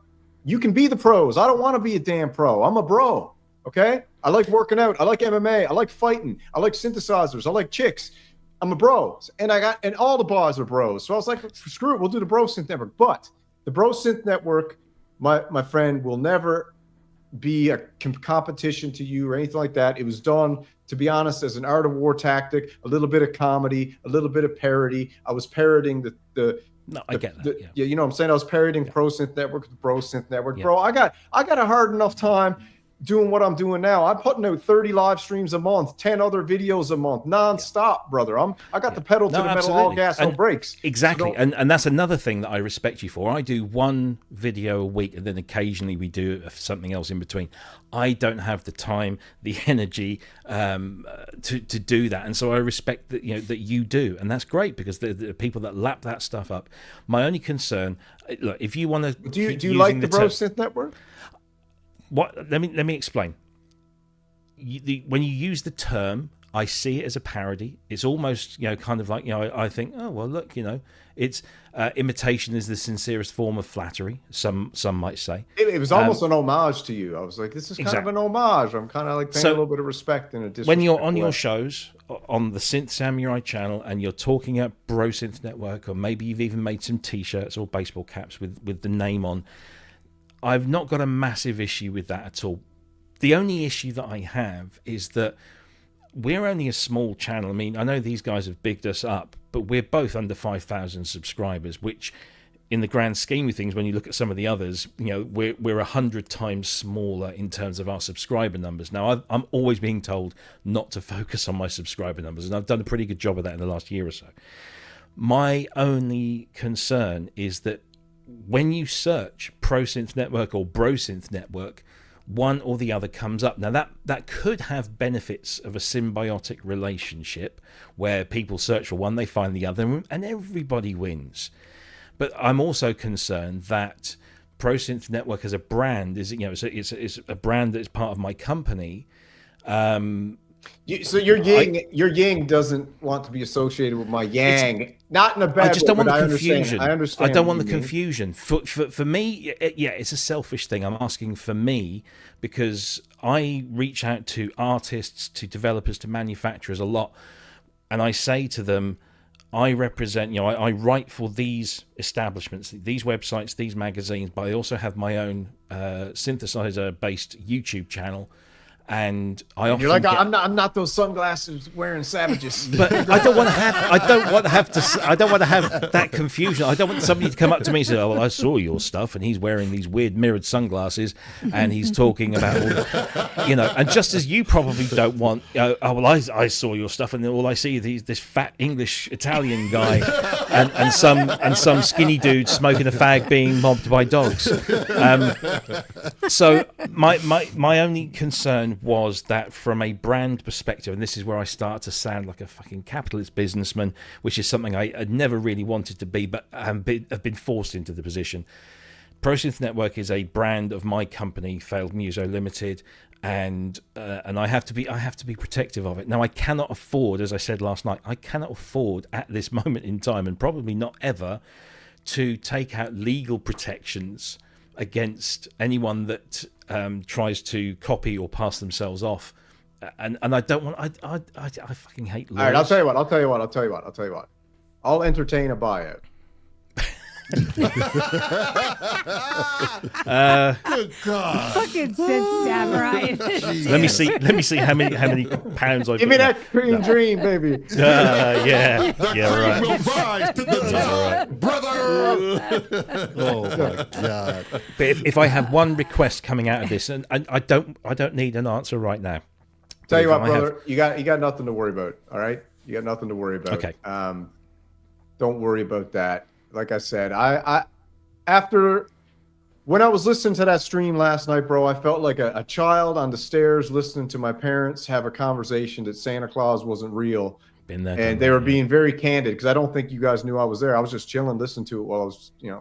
I beg to differ. Yeah, The universe told me that Samurai was listening. Or somebody might have called you and got you in there. I am a firm believer of the universe. Yep, I had a gut feeling that Synth Samurai was listening last night. I just can't deny the universe. knew it. I just like how your ass got on there and hit the YouTube button. Yep. It's the same feeling that we got when we were having this conversation. Yeah. And we had this conversation for the good ability of everybody here today.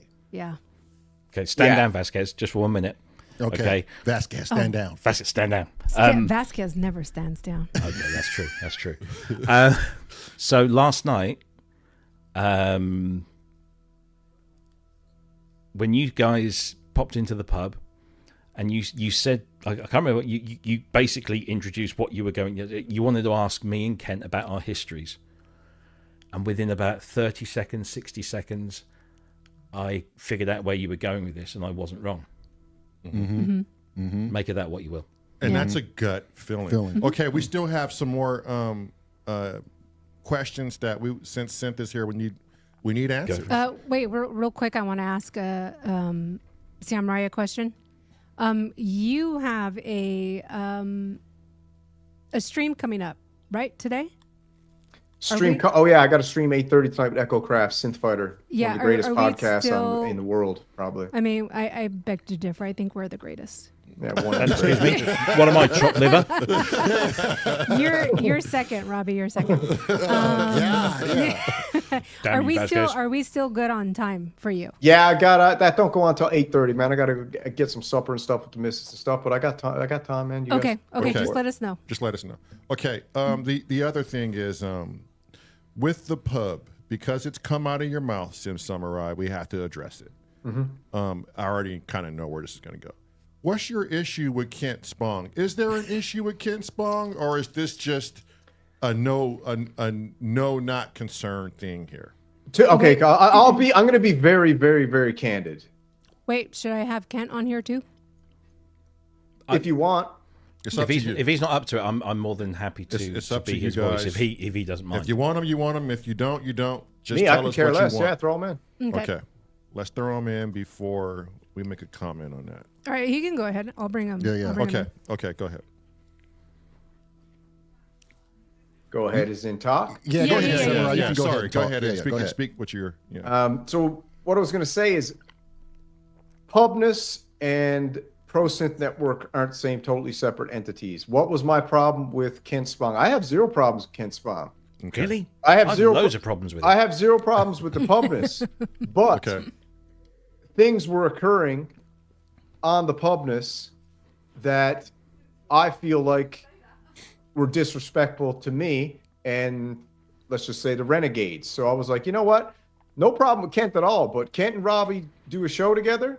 And you know what? It's, I got 3 favorite books. I got The Art of War, The War of Art, and The Art of the Deal.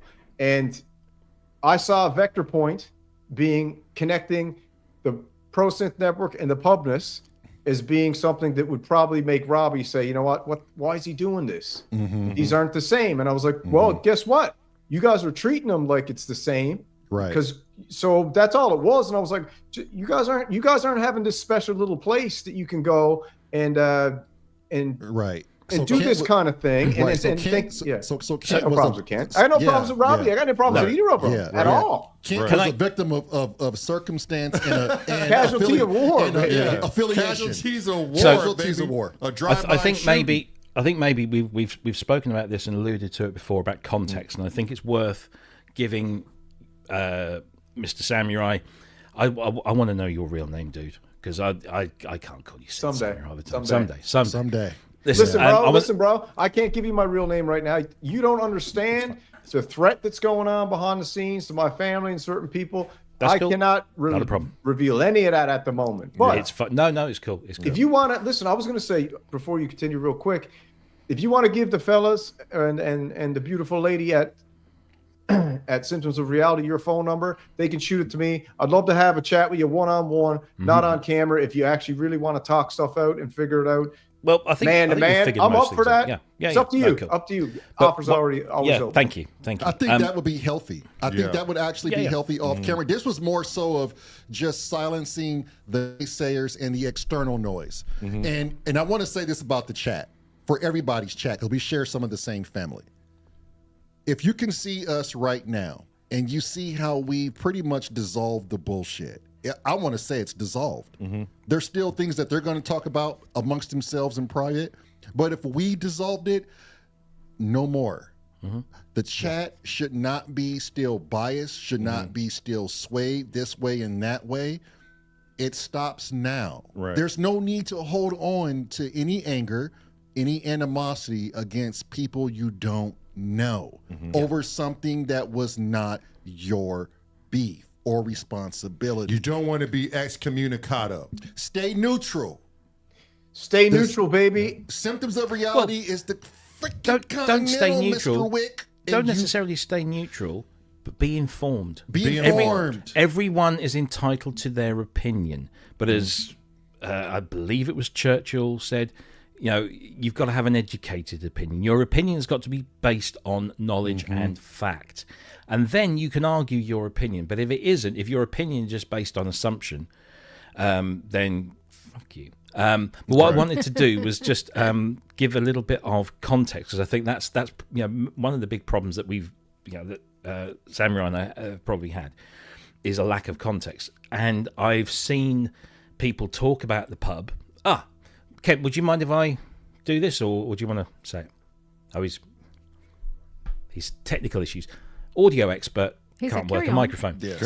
Carry on. So, Kent is an agoraphobic.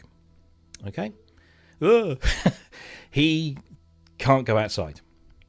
He spends pretty much his entire life either in that room, or in his shed, or in his kitchen, or in his front room, but that's it. He doesn't go out. And one of the, I believe, the driving factors of the pub is that it's Kent's social life. Right. And everybody in our community loves this guy because he is a lovable arsehole. He's also an incredibly skilled technician, and we all rely on him for advice and fixing our gear.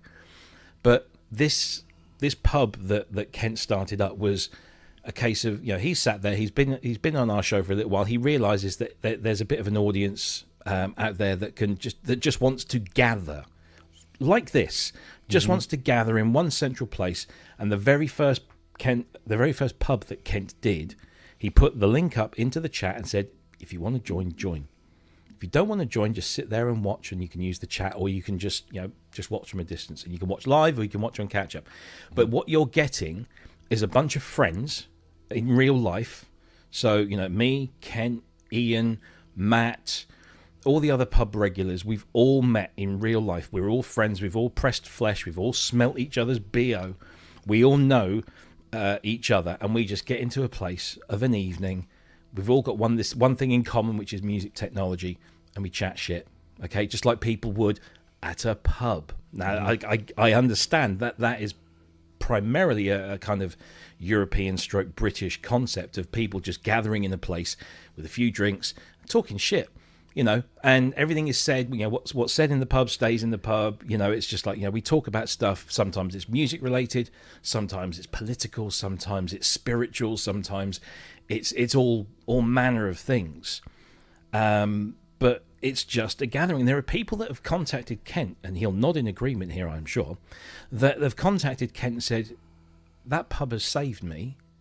At some point in my life, I needed to hear some people talk about stuff in a particular way, just like you guys are doing. And I think there's a very direct parallel between the Symptoms of Reality and Kent's pub.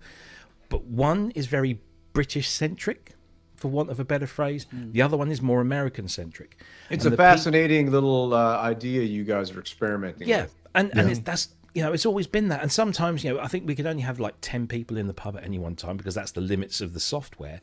But we'll have 10 people, Brady Bunch style, on the screen, and we'll be talking, and everyone respects everyone else. And we had, was it just that we had that one big issue, didn't we, with an individual who expressed some views that were not compatible with moral, decent standards by anybody's point of view, whether, for whatever part of the political spectrum, they just weren't pleasant. And what did we do?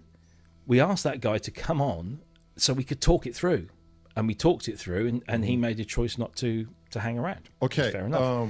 But I just want to make it clear, because I know that I've seen some comments saying, "Yeah, that pub is weird." These guys. It might be weird to somebody from a different culture from us, but it's essentially. I mean, we do have. It's just, bro. If I've said it was ever weird, it's just because I'm not on the same frequency as you do. That's why it's weird to me. It's not weird because it's anything. It's weird to me because it's a different frequency. I don't get what you guys are getting on with when I've tuned in and checked it out. That's what I'm saying. It's all good. I think it's a fascinating idea. It's a cool idea. I think to be honest, I think it's an insane way to build a community, a very loyal community is to have that. And I mean, when I've checked out the pub, I love when Ken's fixing stuff. I think it's absolutely fantastic. It's cool. But I got no problems. Listen, man, I got no problem. You got to understand, my whole shtick is, it's not even a stick. It's just me. I'm like this in real life. I'm melding all of my interests into a fantasy world. This is how I live. And no, I've got that now. Yeah, for sure. Yeah, my inspirations are MMA, pro wrestling, all this kind of stuff, sci-fi, storytelling, narrative. And this is what it is. And I have zero issues with you guys whatsoever. I honestly hope your show does absolutely amazing. I'm hoping Iron sharpens iron, and I'm hoping Ken's show does amazing. I'm hoping Symptoms of Reality does amazing. I hope you all do amazing, man. Even you. Yeah. Here's the thing with Samurai, okay? Because right now I see 4 beautiful screens with 4 beautiful channels. He's the kid brother that always comes up shooting fucking spitballs at you, right? And that's how I see Samurai. Pulling your goat. He's pulling your goat. Yeah. He's loud about his opinion. He's loud. I'm the kid brother who comes in and starts whooping your ass because he's big enough now. He's sick of all you. He's sick of all you guys beating down on me, and suddenly the kid brother's big enough. And it's like, what's up now? And he has to fight for the last bowl of fucking Captain Crunch. Now I'm eating the Captain Crunch out of the box. And this is why you need the baby brother, because the baby brother, like he said, has his finger on the pulse. Yeah. And as we get here, he's coming up. He's there. And he tells his bigger brothers, that's not in style no more, motherfuckers. Move. I know what's in style now. And we have to listen to the little brother so we can stay in the pulse. Okay, but it's needed. It's all a vicious cycle. At the same thing, I like where you're going with that, and I'm just taking the time out right now to look at my screen and look at these 4 boxes. And what I see is there's no reason why we can't see this more because we have four different polarities going here. And that's the way of the fucking world. And before we hear from Kent, because I really want to hear from Kent about all of this. Do we have to? Yes, we do. Oh, okay, then. When I sit and look at this, I often wonder, I didn't have a chance to meet Lisa Inky. I barely had a conversation with her in the hardware jams. And what this woman has done for a lot of us, has she not tangled our everything together? We wouldn't be here. Synth Samurai probably wouldn't be here at a negotiation table. And our lives would be on this different journey in a different timeline. And with conversation, you ultimately affect someone's timeline with an unsaid agenda. And Inky knew what her intent was when she put certain people together. It's the reason why she told EchoCraft before she passed, probably the last group she encountered, go check these guys out. And what did EchoCraft do? He didn't second guess the word from source in which he believed in. He did it, you know? And here we are now on this channel, and I'm looking like, there's no way that this can't happen again. There must always be communication. There must always be bookings at the Continental so we can get things figured out. We should never have to let things go in the dark. Now, you guys won't have no problems with me ever again. And to be honest with you, my problems weren't with you at all. And to be honest, you guys probably picked a little bit of a fight, picking up for somebody when you shouldn't have. And there's no need to go further into that. But like I said, I got no problems with you guys at all. You're never going to hear from me ever again. Yeah. Well, we never had a problem with you. Yeah. And we never assumed you had a problem with us. And nobody's had a it's bigger than that, but no one's had a problem with anyone. It's things were out of context. Yeah. And I think we're losing sight of that. There was never a problem. It was just things got misconstrued. Right. Now, Kent, there has to be something that's on your mind right now. So what is it, and do you need to get it off your chest? The price of 3372s. That's what's on his mind. Don't talk to me about 3372s. Jesus. From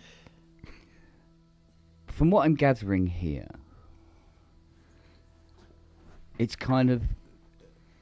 like a cultural clash, and both sides are misunderstanding each other, or have misunderstood each other in various aspects. The one thing that I know happens, especially with the pub, I've had private messages from people saying, how can you be so offensive? How can you be so rude? How can you be this, that and the other? Is that what you think about, whether it's gays, Russians, or whatever, right? I go, no, it's not. Imagine it's a really out-of-hand comedy show. You say things that people agree with, you say things that people don't agree with. But the idea is that somehow there has to be some kind of a humorous target. And I've had people, say to me, "Oh no, I think the pub is disgusting," blah blah blah, and all that sort of thing. And we go, "Fine, all right. Thank you for your input. Thank you for letting me know that you hated it. Cheers." And that's fine, that's fine. So I've been sitting here listening to Samurai and Robbie working out the differences, and I'm going, wow, it was just all misunderstandings and misinterpretations. Yeah. And things like that. And I'm going, I'm going to have to cancel a hitman now. Hey, he's going to be. Listen. I'm not getting my deposit back. You know that. It's your fault. After I got off the stream with you guys last night, I didn't sleep one wink. I was up the whole night. I mind mapped every possible conversation that was going to happen, every conversational stream that could possibly come from any of this. I didn't sleep one wink. And I came in here and I didn't know if visiting Monkey Island, if I was going to get ambushed. I didn't know if you guys were sending me. I didn't know if this was a trap. I was like, I just got to go in. I was like, I just got to go in. I got to do it. Because I'll tell you something that was weird. I must admit, I've said this to Robbie before. Hearing things secondhand, right? When you hear you hear messages or something, oh, you want to hear what they've said about you now this time, and you're going, oh, now what? Going, oh, they said you this, they said you that, and all the rest of it, and I'm sort of like, yeah, you sort of go, fuck, really? But and it's a two-tier thing, because you're sort of like going, yeah, well, you put your face out there, you're going to get slapped. You're going to get over it. But also at the same time going, like that at the same time. But it's just, I was going, so I knew this was coming on tonight. I didn't know whether I was coming on or not. So, which was probably just as well, because I fell asleep when I came in from work. You bastard. Yeah, I know. I'm sorry. It was only because Siri stuck her tongue in my ear that I'm here. And I go, all right, here we go. All right. So, and it was Robbie chatting away. But you hadn't turned up, Samurai. You haven't turned up yet. And Robbie's talking and talking and talking and talking and talking. God, did it fucking go on? Blah, blah, blah, blah, like that. And eventually, you show up and everything like that. And you got this sort of like Blade Runner-esque background. And I went, nah, I like him.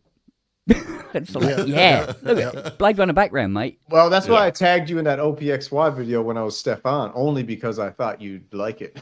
Yeah. And it's I'm going, yeah, I think, but you know, as you two were talking and stuff like that, and it was becoming more and more apparent that it was all misconceptions and stuff. And it's like, oh man, yeah, what a shame. Yeah, energy like that was just wasted. But we gathered that. Hey, man, you grow. Absolutely. And that's what I was looking for. It was a learning lesson. Yep. If we're not learning from this, then we're failing ourselves. Yeah, I want to ask Samurai a question. You said you were going last night. You were running these scenarios in your head about the conversations on how it was going to go and stuff like that. Did it go the way you expected it? It went exactly how I expected it, and more pleasantly, actually. My whole goal of this conversation, honestly, the only goal of this whole, why I even did this, honestly, is because I didn't want Robbie to feel any anxiety from me anymore. And more than that, I didn't want his family to feel him having anxiety from something that's so far away and almost like make believe and you know, I just wanted to let him know that, and Kent too, if you were feeling any, but you know, I just wanted to let you know, dude, it's all love. I wish you the best. Your show is amazing, and you guys keep doing what you're doing, and you don't got to worry about me no more for now. I just wish I could make money. Yeah, seriously, I wish I could make money out of doing this. I mean, he doesn't pay me. Right. He gets the free gear. I don't. Yeah. I have to buy mine. Yeah. That's all about building a reputation and being in the know. I mean, hell, I wish I knew somebody at Fedora. Well, that's how, I mean, he does, what he does puts him into that world. I got some emails to make tonight. So if I leave out of here early, that's where I'm going to. It's funny. Christmas wish list. I forget who in the comments said, and this podcast was sponsored by Rhodey, and I was like, I wish. Yeah, I wish. And they were like, well, I guess you're about to go send some emails after this. Yeah. Okay, real quick. Anyone in the comment section, I know this has been a problem-solving event. If you have something you want to ask to either one of these gentlemen, please go ahead and ask it now, and we will get that across.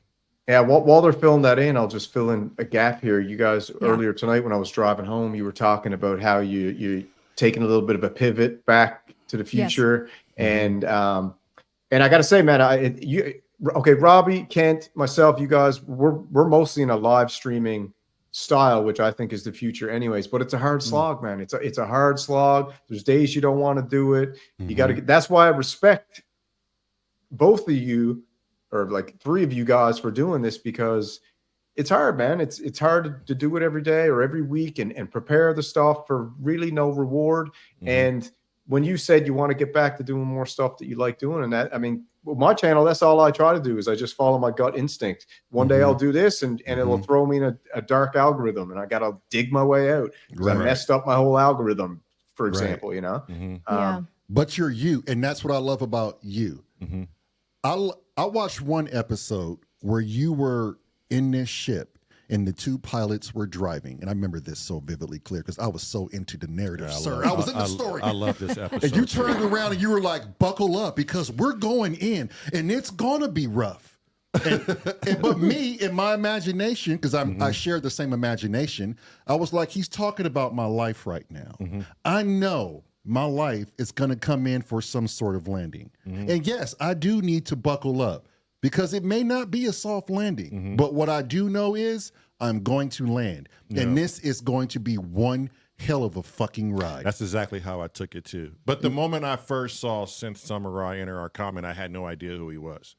And my wife and I were conflicted as to who he was. But we don't take anyone's word as to who a person is and who we should or should not like. It's not how we operate our life.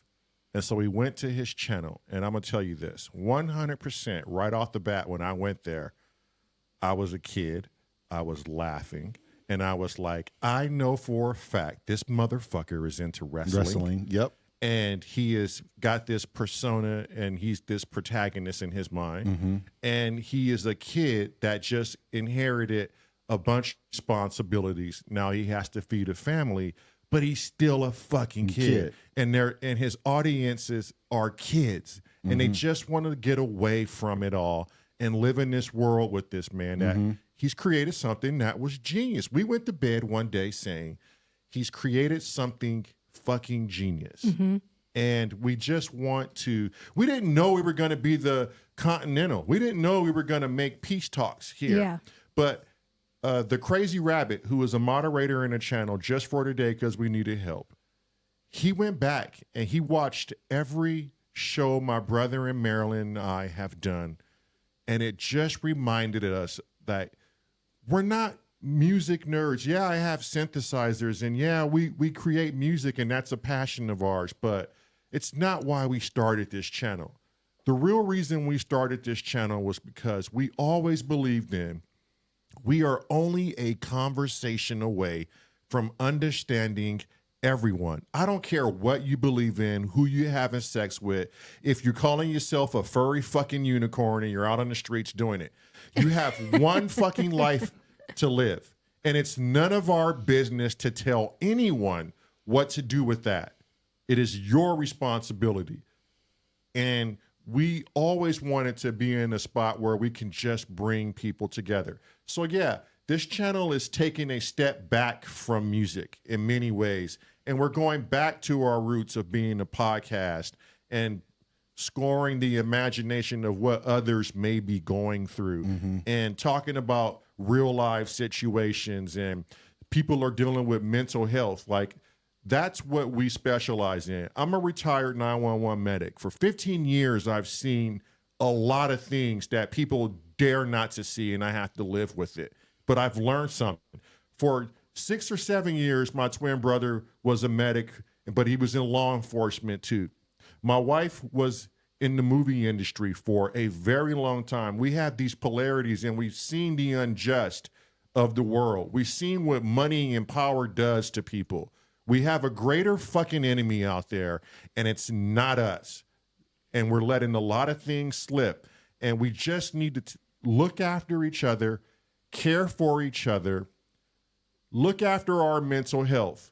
And if you don't have anyone to talk to, come talk to us, because we're fucking weird like that. And we don't want to be in the box. And we're equally as screwed up. Yeah. We're equally screwed up. We're adjective heavy, but we're everything heavy. If there's anything about life that needs to be manipulated, said, or done, We want to do it all before we pass this planet. I am not going to sit on my deathbed thinking to myself, coulda, woulda, shoulda, but why did I live in this box because somebody said it's not proper, it's not right, you shouldn't do this, you shouldn't do that. It's not how we're going to do things here at Symptoms of Reality, but we always want to be a place for people who are dealing with something and or who want to just escape and be yourself. Check the ego at the door. It is a vicious monkey that drives all the time, and you have no idea what it's going to put you in, what situation it's going to put you in. And what I seen today was one of the most beautiful things we've ever seen in quite some time. Mm-hmm. It's the journey we set out to do. I don't even know how this fell in our lap, to be honest. Yeah. You know, and synchronicity has it, and the universe has it that we were chasing something which we wanted to identify ourselves with. And it put us in a situation where it's like, fine, you want this? Here's a challenge for you. Mm-hmm. I mean, I woke up Samurai to check his phone. Well, right. And to summarize, I had anxiety last night over this. Right. You know, because now we've created something where we're trying to dissolve tension. And I think a lot of us had some restlessness about this, Yeah. I didn't sleep well at all. or apprehension. Yeah. You know, Right. because people say, "Oh, it's not your business." The Samurai and Robbie shit. It's not your business. Right. I beg to differ. Right. We're humans. We're connected. It is 100% my business. Yes. To detach myself from another human being and from the universe, it'd be like trying to detach yourself from your skin, your biology, and who you really are. Right. Yeah. It's 100% my business. I love both of these people, and to see them do this, Because it hurts everybody. It hurts the Yeah. community. It hurts the channels. Definitely. It is our business when, you know, I enjoy Samurai's channel. I enjoy Robbie. And I don't want to feel bad for the- enjoying those Yeah, channels. I don't the want to have puppiness. tension Yeah. when I go to these channels. Because Yeah. when I go to Synth Samurai, I want to fucking lose myself. Yeah. I want to be Star Wars. I want to be a figure that I'm not here in reality. Yeah. Yeah.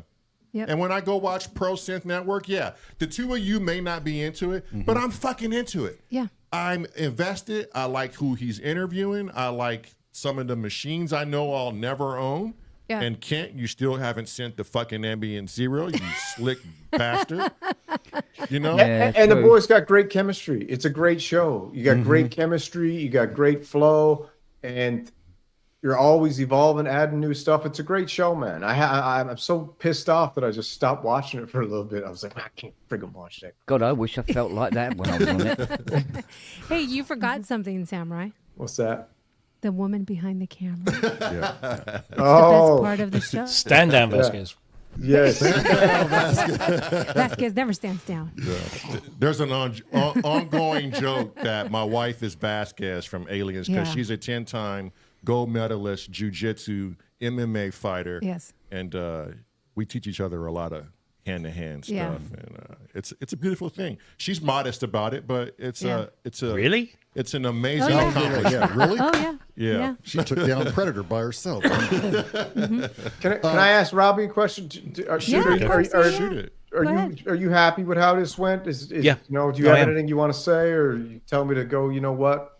But, Nope, not you at all. Not at all. I'm very happy that we've had this conversation, that we've discovered that, you know, that which lay underneath all of this was just, you know, silly misunderstandings, a lack of context. That we've both been honest with each other, and that we both serve a useful purpose in doing what we do. We might not align, we might not cross over, we might only have a small intersecting piece in this wonderful Venn diagram of live YouTube synthesizer related content. But, you know, going back to the comment that Jerry put up, or Marelyn put up, that was from Jerry, about how your show pulled him through a state of depression into being a much more upbeat, you know, kind of guy. Uncle Jerry's World. Yeah, Yeah. we've had similar stories with our channel, and I bet every channel, whether it's Symptoms of Reality or whether it's Sonic State or whether it's whatever, they have probably done the same. And when somebody tells you that you have done that for them, and I know Kent's Pub has done it for a lot of people. That is something you don't expect, but when you get that, it's hugely rewarding. It gives you that lovely, warm, fuzzy feeling inside that actually you changed somebody's life. And if there are 7 billion of us on this planet, and if you can change somebody's life just a little bit for the better, then you've done a good job. No matter what else you end up achieving in your life, if you've changed somebody's life for the better, you've done a good thing, and you can rest easy. And so I respect you for doing that. And I hope that Jerry is in a happier place now, and maybe Jerry can come and watch our show, and then he'll probably get all depressed again. But no, seriously, it's we have a responsibility, whether you like it or not. When you do this kind of stuff, we have a responsibility, lots of responsibilities. But one of them is entertaining. Otherwise, why would we do this if we didn't want to entertain people? I'm a drama kid. I'm a theatre kid. At heart, and I studied drama at school and qualified. And I'm give me a stage, I'm on it. I'm performing. My day job for many years has been I'm a trainer. I train people how to use computer systems or software systems or whatever. But stick me on the stage, I'll perform like a monkey. I will perform. So we do this to entertain. But we also do this to inform. But if we then get that payoff of helping somebody through a shit time in their lives, right, that's good. Yeah, I'll take that every day of the week over subscriber numbers or viewer numbers. Look at that dog collar. All right, listen, you beautiful animals. I got a steak and 2 bottles of ketchup waiting. All right, I gotta get going. Nice. God bless. Jesus, Yeah. 2 bottles of ketchup. Well, look, one thank spicy, you. one plain. Yeah. Thank you, Samurai. Living on the edge. In the works. Hopefully, we can at least do this maybe once a month. It's not a bad idea to keep family negotiations and family meetings going. So maybe we can interview everyone Synth Samurai consider one that. day. Yeah. I hope the pressure's been released. Yeah. I hope the valve has been released now, and sleep well tonight. Enjoy yourselves. Likewise. Keep rocking and rolling, baby, and I will do the same. And Samurai, if we ever bump into each other at a show, whether it's in America or Europe or whatever, we're having beers. 100%. We're talking. Okay. 100%, my brother. Thank you. Right. Thank you for doing this. We appreciate it. Kent, it was an absolute honor. Systems of Reality was an absolute honor. I really appreciate you guys doing this. It never would have happened without you. And you guys keep following your gut and doing your thing, man. You're on your way, and nothing's going to stop you. Have a good show. I mean, nothing. All right, Slew, I got to go. All right. Bye. Thanks. All right. Thank you. Take care. The cream will rise to the top. Of course. Yeah. That was dystopian. That was dystopian indeed. That was a major 7th with over 9 with a B flat over a C sharp. Goddamn B flat. Yeah, the B flat. Yeah, I'm really happy on how that went. And Robbie, you are a stand-up individual. Synth Samurai is a stand-up individual, and you guys left the ego at the door, and that's all we could have asked. Ego. Well, maybe Where he still goes, saving I up go. for mine. Where he goes, I go. Mine's lost in the post. Yeah. Can I have my last sausage roll now? Because my wife made these sausage rolls. Do you have sausage rolls in America? Is that a thing? Sausage roll. Did you just say that? It would have to be We got something sausages for dogs. We got but- bratwurst. Sausage and roll. dog. Sausage roll is sausage meat that's then rolled in pastry, puff pastry, and then cooked in the oven. What do we call it in the those States? are called like hot pockets. Hot pockets. Or I something. don't know. Wait a minute. Yeah, I don't know like about that. no sausage roll, but we I have got no here in idea. Excuse me, America, but- we got processed hot pockets. Yeah, I don't know. See what Carl put in the chat. He's gone, well done, lads. Even Kent. Even that son of My a bitch. man Carl. Yeah. Yeah. Oh, Yeah. man. Well, Seriously, shit. I want to get Carl on the show sometime. This guy is larger than life. I mean, in every single way, both, in terms of personality, but also physically, he's fucking huge. As in, Right. Oh, really? Right. Oh. big man. Well. Have you heard the latest thing to hit our shores, Robbie? Banana ketchup. What Banana ketchup? Banana ketchup. Banana ketchup. You are kidding me. Shit. No, That's- apparently it's come from somewhere in the Med. Well, maybe That's disgusting. maybe Synth Samurai will review Doesn't that sound shit. right, does it? Yeah. Yeah. Maybe Samurai will be like, this ain't ketchup, it's got bananas in it, brother.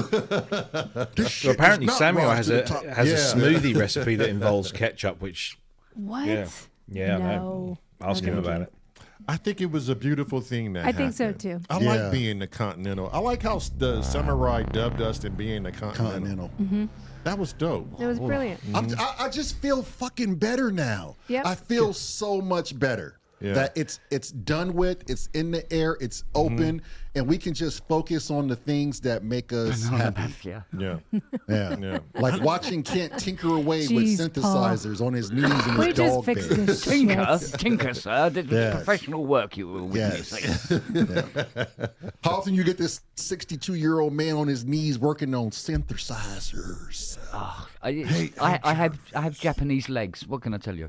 Yeah. I wish I had Japanese legs. Yeah. My 6'4" They are black knees are trained. giving out. Yeah. They are trained. Yeah. All right. Well, that's going to do it for us. I hope you guys enjoy and thank you for being polite and courteous in the chat. It's over. Everyone can go back to being a family again without any pent-up anxieties or aggressions. Yeah. And Yeah. just love each other. Life is short. We don't know when we're going to be here. Yeah. Much love to bloody Inky. Much love to Simply Risky. Much love to a lot of people that we've lost. Yeah. And we just hope you guys have a great night, and we'll see you tomorrow on our part. Tomorrow we're on at 4. And we're on it. I'm going to bed early tomorrow night. Fuck that shit. Yeah. Go to bed. Get some sleep. Well-deserved sleep. Mumbles comes on right after us. Yep. Oh, what's that? 9. For Mumbles, it's 8. 6, No. 7, Mumbles? 8, What am I 9, 10, missing? 11. 11. JRC. JRC. JRC is Mumbles. Jazzy Sprinkles. Yeah. Yeah. Sprinkle Land. Sprinkle Land. Don't introduce me to another channel that I'm Oh, going to it's get hooked on. great because he plays these JRCs. jazz chords over techno. over It's a beautiful techno. thing. Oh, I play jazz What? chords all the time. Oh, well, Yeah. then you would Yeah. love JRC. But you yes. will love JRC. Yeah. One of these Yeah. days, he and I are going to sit down. You just won't understand anything he says. Right. I got to sit down with Luke Stark over at Synth Seeker and figure out some stuff first. But I want to sit down with JRC at one point. Yeah. JRC talks in the mic and you just won't understand anything. Yeah. Right. Yeah, but he has a great show. Yeah. We're big fans of Wagyu JRC. says I should know him, but I Yeah, you can borrow it, Scott. I don't know whether the owner would be particularly pleased. He- He's over at Hardware Jams. Did Yeah. you yeah, see see, I don't our, frequent that world. You see. Oh, okay. Did you see our team on Popcorn Night? Did I fuck? You probably didn't. No, I didn't. No, Oh, you okay. didn't. No, Okay, I so- didn't. No, I because was. you were away. I think you had. I was away. Yeah, you had the art show with your wife. I think that. Yeah, and then I had. Yeah. I went out for dinner, but Yeah. I did catch up. I did sort of like do the whole kind of catch up thing, and then I got to. I was like, when is fucking Kent's coming? Because I want to see what Kent's done. So I'll make it easy for you. On our channel, I created a playlist. So if you just go to the Team Popcorn Jan one. Yeah. Well, I found Jer- Kent and found that he wasn't actually playing. So I Yeah, was really because he was fucking sick. Because he was sick. But he did And play. it turns out I was playing. Right. Yeah. Yeah. So you And- made it, even Yeah, without so- you volunteering. So there one from JRC and Viral Beats. Right. So look Oh, for that Viral the, Beats guy, he winds me up. Yeah. Yeah. So look for Viral Beats and JRC, Yep. and then you'll see his Okay, I'll check his him out, yeah. jazz. I was, jazz do you know, piano. I've because when I first sort of found Viral Beats on your channel, who's a really cool guy, by the way. I don't know if he is still here. So Yeah, he shit, is. sorry, man. Yeah. I'm going to embarrass you. I really like the guy, and he was playing with his Mini Freak, and I love the Mini Freak. The Mini Freak is a fantastic synthesizer. Yeah. And I've had the new firmware for that for the last few weeks. I only got released today, and I was itching to say, man, you're going to love this. Yeah. But Hey, couldn't. Ken Flux wants to hear the new song for the new guy, And then James do it for Dyson came in for the first time. That bastard! bastard. You son of a bitch! UFOs took my goddamn toilet paper, So let's sing Ken and I Flux want in. it back. Yeah, let's do Ken. Ken's in the Flux. house. Yeah. All right. Ken is in the house. Oh. Flux is in the house. Flux is in the house. By the way, people, Flux did a fucking phenomenal review on the Dude, steam pipe. seriously. I want the steam pipe because of that man now. Because Synth Samurai sent it to me first. Then Unit E sent it to me. And then so I'm like, okay, who's this Kent guy? So I went on, I said, okay, Ken has got a steam pipe. What's this channel? And then he started to go in. I'm like, oh, He said you not are a review, salesman. just a sound demo. Just a Because sound demo. Ken That's right. did a whole bunch of the presets on that thing. Yeah. But seriously, He's Ken a is a guy you want in your back pocket, and you want to go and watch his stuff. He knows his shit. He's super cool. He's really nice as a human being. I've met him in person. I've met him online many times. He's been a guest on our show. Wasn't I he in the love. pub He said yesterday? not his shield. Yeah. He was in the pub last night. Wait, Yeah, I he's got this. such a great guy. So I got seriously, everyone, this. Hold on. I got this. Ken. please subscribe. Ken. Hi. Hello. Hi. Hello. Yeah, you see, that's the siren call, isn't it? That's what gets all of us sad loser men into the room. What we should do Hi. is actually Hello. have a whip round so we can buy him a T to put on the end of his name. Oh yeah, Kent Yeah. Flux Pierce. Yeah, Yeah. absolutely. So he's That finally wouldn't cause any got confusion. his name Yeah. sorted. Yeah. And by the way, Ken Flux, you are a shill. And that's Oh, what he's we're a terrible sticking with. shill. Yeah, that's what we're sticking with. Okay, so we're gonna bring Kent into the family, and then whoever new comes in. What happened to James? Did he ghost out already? Ken. Yeah, no T. No, Ken. We'll do Flux. Flux Oh, is in the Flux? house. Do Flux? Okay. Yeah. Flux is in the house. Yeah. Flux is in the house. And Sneak that shit in. anyone else new in the house that's going to be a part of the S.O.R family, if you stick around, we'll get you a song going. If not, thank you for showing up and thank you for your support. I don't think we've done Carl Bedford. Yeah. Trust You me, have you to know do if you've done Carl. Carl Bedford. Yeah. You walk funny in the morning. Let's get Flux in there. I am. Okay, Come on, let's because get I Ken. Flux. I flux with it too. Oh shit! La, la, la, Let's la, go. la, la. Okay.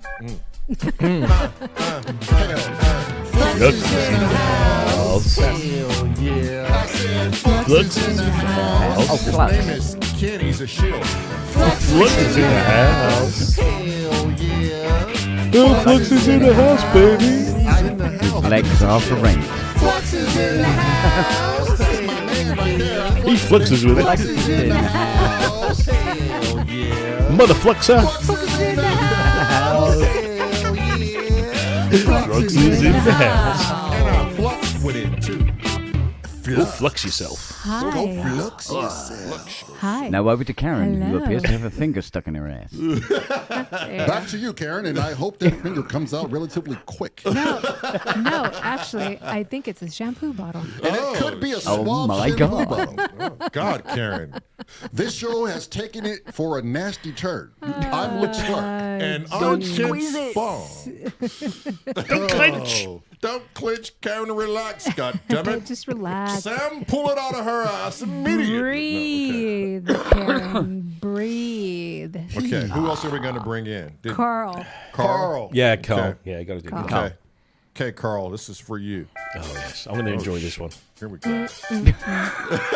Here we go. Carl is in the house, fucking lead supporter. Carl is in the house, bloody northern bastard. Carl is in the house, superstar DJ. Carl is in the house. Can I have another whippet sandwich, please? Carl is in the house. By God, where's me whippet? Carl is in the house. We're the Peaky Blinders. Carl is in the house. It's grim up north. Carl is in the house. Oh, Hey, Carl. yes.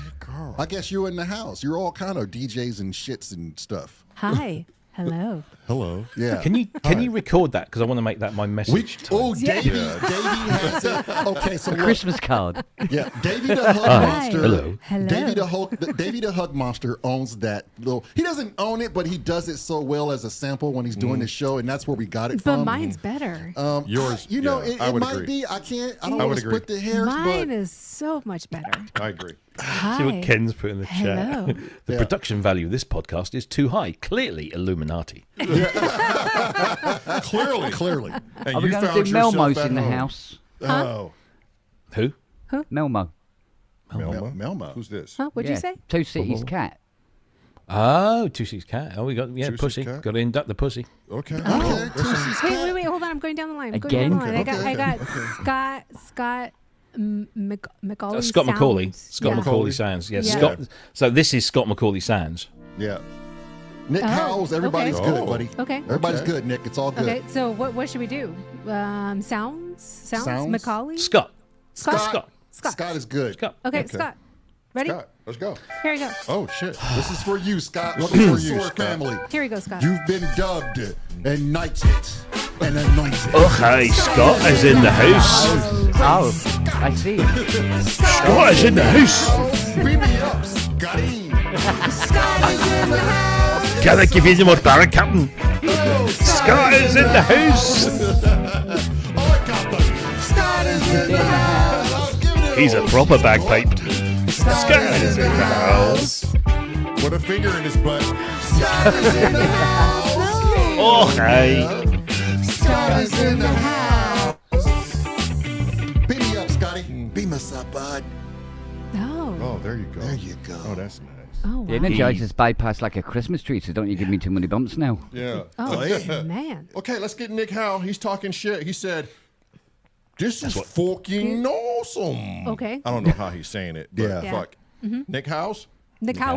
And then, This is- and then House is in the house. did we House get is Peter? in the house. Did we get Peter? Any of the Peters? No, There's two Peters going on. and they were in here yesterday, so we didn't get a chance. Okay. We were trying to get out of here. Now we're doing goddamn all these damn We stuff. have to. We have to. We Where's gotta the get people out. at Let's go, yesterday? Nick. We Let's got- go Here with we Nick. go. Let's Okay. Come go. on, Nick. Are we get Nick or Nick House? House. House. Are we going House. House is in the house? House Nick is in the house. Ooh, I like that. Nick is in the house. A house is in Yeah. the house. Let's Okay. go. Houses in the house. How's Right. it in the house? House Here we is go. in the house. Dang. It's Arabic, isn't it? Yeah. Yeah. Jesus. Oh shit. Here we go. House is in the house. House is in the house. Melmo's in the house. baby. It's a hell of a house. House is in the house. Hell yeah. House is in the house. What the fuck are you doing in our house? House is in the house. What are you here for? House is in the house. A Russian doll's house. House is in the house. You have a hair, motherfucker. Yeah, what he said. But yeah, Melmo what is he the said. best. Menu. Peter James Stephan. Peter James Stephen. The- Stephen. Oh, Stephen, the guy who has all first names. Yes. Yeah. Don't lie. He said Get this is Melmo really good. balloons. We get Right. balloons. You dare fucking come in our house and lie to Oh, us. you We got know it. this He's is got shite. We know it's scheisse. I've got to pick all this shit up now. Yeah. Oh, jeez. Oh, jeez. Jesus Now he's got Christ. lies being. Well, there you go. Yeah, he said this is really good. Oh, well. Yeah. He's easy to please. Oh, Yeah. okay. Okay, Well, okay. shit. Yeah, George says he sells synth vacuums. Oh. Oh. Can you get one to suck me up? No. Oh, he went there. What is Nasty. wrong with you? I don't know. Sorry. Whoa. Fuck. I didn't know. I thought it was that kind Nasty of party. motherfucker. I'm sorry. No. Okay. Stop it. I they just good thought or it do was they that suck? kind of party. Yeah. Clearly, it's not. Okay, Peter. Peter, not Paul. Jinx. Jinx. Yeah. Twin Okay, shit. Twin shit. How are we gonna do it? Peter James. Peter, not Paul. Peter, not Paul in the house. Oh, wow. That's a That's mouthful. going to be a mouthful. Nah, that's a yeah. mouthful. Let's go with Peter. Peter. Peter. Peter's in the house. Peter's in the Peter's house. in the house. Keep it simple. Here we go. Oh shit! You scared the shit out With, of me. in a West Country accent. Oh, I don't know how to do I don't know that how to one. do that. I got you covered. Peter's in the house. That picture's mighty Peter's in attractive. the house. Hell yeah! Peter's in the house. Peter. Actually, Peter's in the house. Peter in the house. Peter is in the house. house, and you probably designed it too. Peter's in the house. Does he have something? I don't know. Peter's in the house. Hell yeah. I don't know, the guy with all the Peter. first names. The guy with all the first names.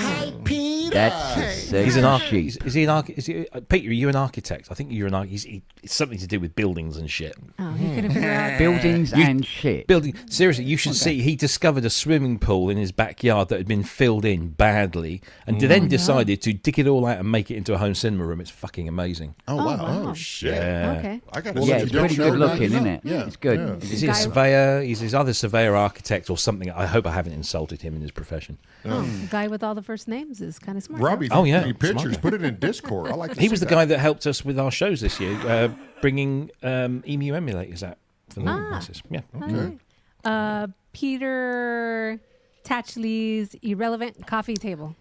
Do you know who Okay. Peter Tatchell is? Peter Tatchell. Nope. No. Oh, Who's that? okay. Oh, well. Who are you, Long sir? story. Oh, jeez. I don't. This probably isn't Peter Tatchell. Peter Tatchell is a very famous Yeah, sure. I will. gay activist over here, who's the founder of the Stonewall organisation over here in the UK. But I don't think that. But I like his name, Peter Tatchell's. What was it again? Irrelevant coffee table. Yeah. Brilliant name. Yeah, Okay. it is. Shit, let's go. Damn, how are we going to do this? Coffee table? Or And an activist. Coffee table in the Tatchell. house. Tatchell's in the house. Tatchell's in the Tatchell. house. Let's go do That's that. new. Let's do Yeah, that. Tatchell. Tatchell. Okay, let's go. Oh, shit. You scared me again. Always. Scaredy cat. Oh, yeah. Let's go. Hey. Here we go. Tatchell's in the The house. Sounds like Satchel. Sound like Satchel. Tatchell's in the house. Sound like a donut salesman. Tatchell's in the house. Seems to be irrelevant. Tatchell's in the house. What exactly is on that coffee table? Tatchell's in the house. Hopefully coffee. It's totally irrelevant. Tatchell's in the house. It's an irrelevant coffee table? Tatchell's in the house. I have no opinion on it whatsoever. Tatchell's in the house. Hell yeah. Not satchels. Tatchels. Tatchels. No, it was all right. I got about halfway through and then I forgot the words. Tatchel. Tatchel. Not titty tassels. Tatchell. Tatchel. Tatchel. Yeah.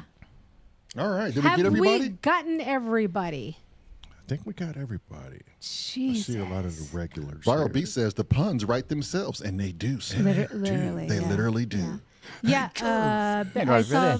I saw Biscuit say JRC is not on tonight. It's on tomorrow. Yes, that's correct. Yep, Right. Yep. Tomorrow. Yep. We were just referencing the I will try and remember. No tassels, Andy. No Andy, tassels. Stop with the tassels. I thought he'd gone to bed. Yeah. Oh, that's a thing. so he goes to Andy. bed, and then an hour later he goes to bed again. Andy's wearing his elastic pajamas. He's a keeps coming serial back. go-to-bedder. Yeah, a serial bedwetter. No, I didn't say that. That's why. Other That's people's. why he's up. Yeah. Yeah. Yeah. Did we do the breathalyzer? Yeah, I I think- think Yeah, Yeah, we we did. did. Yeah, we did. Sure. Yeah, I think we got everybody. We I got didn't drink everybody. Anything. Yeah.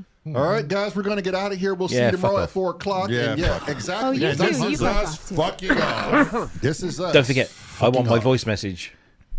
Oh, yeah. Yeah, I'm doing Hi. a workshop Hello. pub tomorrow, and I will hi. be showing people how Hello. to put a MIDI kit into a CS50. How What fucking time is useful will that? that be? What What time time is is that? that? Whenever I he don't fucking know. likes. Whenever I get up, So stay tuned to the pub at whatever time that whatever may be. fucking time that Ken's is. going to be putting shit together. So, And we might just join in there. and then Robbie, what do you have? Tomorrow, my homework is to find out who JRC is. And then, of course, we have Pro Synth Network on Friday. It's the Christmas show. All right. And what But- time is that? What time is that? That's regular time. But Right before us. Right before we. Okay. Yeah. But 27th, I want to start plugging this now. We have our end of year show. Not only do we announce our favorite hardware, software, and production tool, but we also have a plethora of previous guests who will be popping in at various times, and we have some very famous names coming in who I won't spoil. We also have a very, very super extra special VIP guest who I'm very happy to see come into the show. So please do come and see us on the 27th. It will be a fucking riot. Okay. And we Sweet. will continue Nice. to remind people up until the date. So And then, no- and what does Samurai have going tonight? Tonight he's got him in Echo Craft, I think. At 8:30. Okay, 8:30. Get over to Synth Samurai. Yeah. 1:30 UK time. 1:30 UK time. 1:30 UK time. Get over there and support Samurai. We had milestones of accomplishments today. Get out and support the family. Yeah, thanks, guys. Yep. Yeah. And we'll catch you guys all tomorrow at 4. Yep. Love you If all. you Love you all. Oh, that's nice music. It's Ken. very nice. Whoever's That is, playing yeah, that. that's Kent. Fucking hell. You need to do Beautiful. more of that. Jesus. Thank you for Crescent, who was the behind-the-scenes moderator advisor, and he did a great job. Who else? Thank Rabbit. you, Cressy. Cressy. Steve Sonos. Yeah. Sam, thank you, Steve. You know Yeah. you are a blessing to this channel, and you know that. And all of our regulars, thank you for showing up. Thank you for minding your manners. Oh, thanks, Carl. Appreciate it. It was beautiful. Yep. Okay, Cressy said I did. Yeah, Cressy does more than most people ever care to know.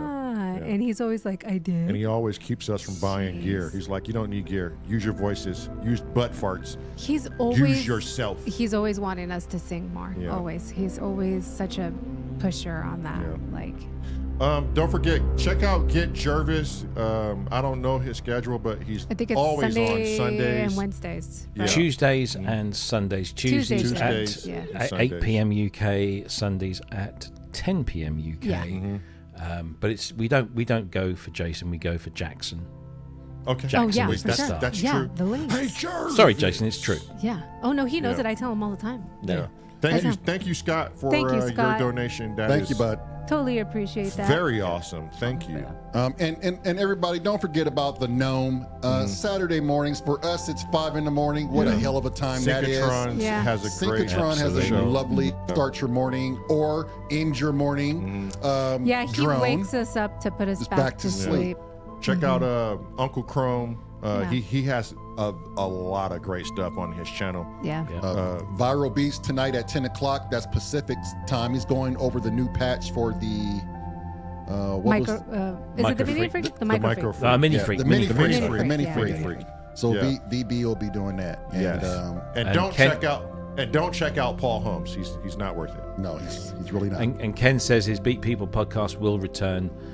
So will his Synth Summit show. They were good shows. So looking forward to those. Okay. Sweet. Did we forget anybody? Can everybody look to see if we forgot someone? Ramsey at 1 p.m. on Saturday. Yeah. UK. Ramsey. Oh, Ramsey, yeah. River X is also doing something every day. He does too. a Christmas Christmas. a premiere song. up. That was beautiful. Yeah, that was beautiful. Why'd you stop? No one's I talking made to something you. up. Play There you more, go. boy. What was the How'd it key? go again? What was the key? Well, wait, how did it go again? It was You're in, the it one was that in did C, it. I think, wasn't it? Was Let's it try that again. Also, also, Recon is coming on. Recon is coming on. in 2 minutes. Yeah, in 2 Reconsider minutes. its And, music sketchpad. and check out James Dyson. That guy knows about UFOs stealing your toilet paper, and he is a nice ambient Is jammer. that why yeah. I can never find UFOs footage? doing it? Yes, Yeah. yeah, Oh, UFOs man. are doing it. We have figured it out. I'm always ordering it Yeah. on Amazon. Yeah. Don't forget Yeah. about Luke Synth Seeker. Luke, Yep. Synth Seeker. He's on Sundays, but sometimes he'll surprise you and go on random with the Thursdays. Berlin School. Yep. Luke is a very good artist. James Dyson, you motherfucker, you stay right there. We got words. I'm glad you showed up, though. Yeah. Come back, James. Yes. Come back to us. Yes. We want to interview you. You know that interview has to be done. He's agreed to do it. What? Oh, what? Yep. Tune in to our show on Friday. If you're a Patreon subscriber, James Dyson has a special gift for you on Friday's PSN. Ooh, Shit. James Oh, Dyson. man, yeah. It's fucking Christmas, man. Unfortunately, we are broke and we don't have a No. lot of money. So you $2 a month. Oh, $2 a month? I could nice. afford that. Yeah. That ain't nothing but Carl, 8 quarters. thank you, Carl. We Thank appreciate you. And there, Thank thank you, you, I think Carl. James wouldn't mind if I just sent the fucking thing to you free of charge. Yeah. Oh, shit. Well, Look, But you have to have the synthesizer it works with. Look, Andy is saying goodnight again. I told you. He'll say goodnight, and then an hour later he'll come back and say goodnight again. He wakes up, he forgot he said Yeah. goodbye, Yeah, and he says yeah. goodbye again. Yeah. No, he's just Go to a bed, baby. Andy. thank you to everyone who's donated to us. He It's can't much wait. appreciated. Yeah. Let's play a little something with Kent before we get out of here, shall we? C major. C major. I'll be on the wave state. Steve, I'll do it for you and Robbie tomorrow. Steve wants a hi hello with no background noise. So yeah, you'll have it tomorrow, Robbie. And Steve.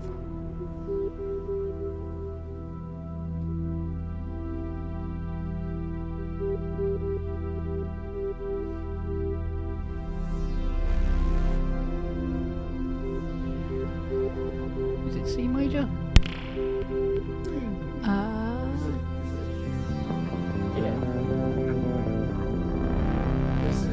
Yes.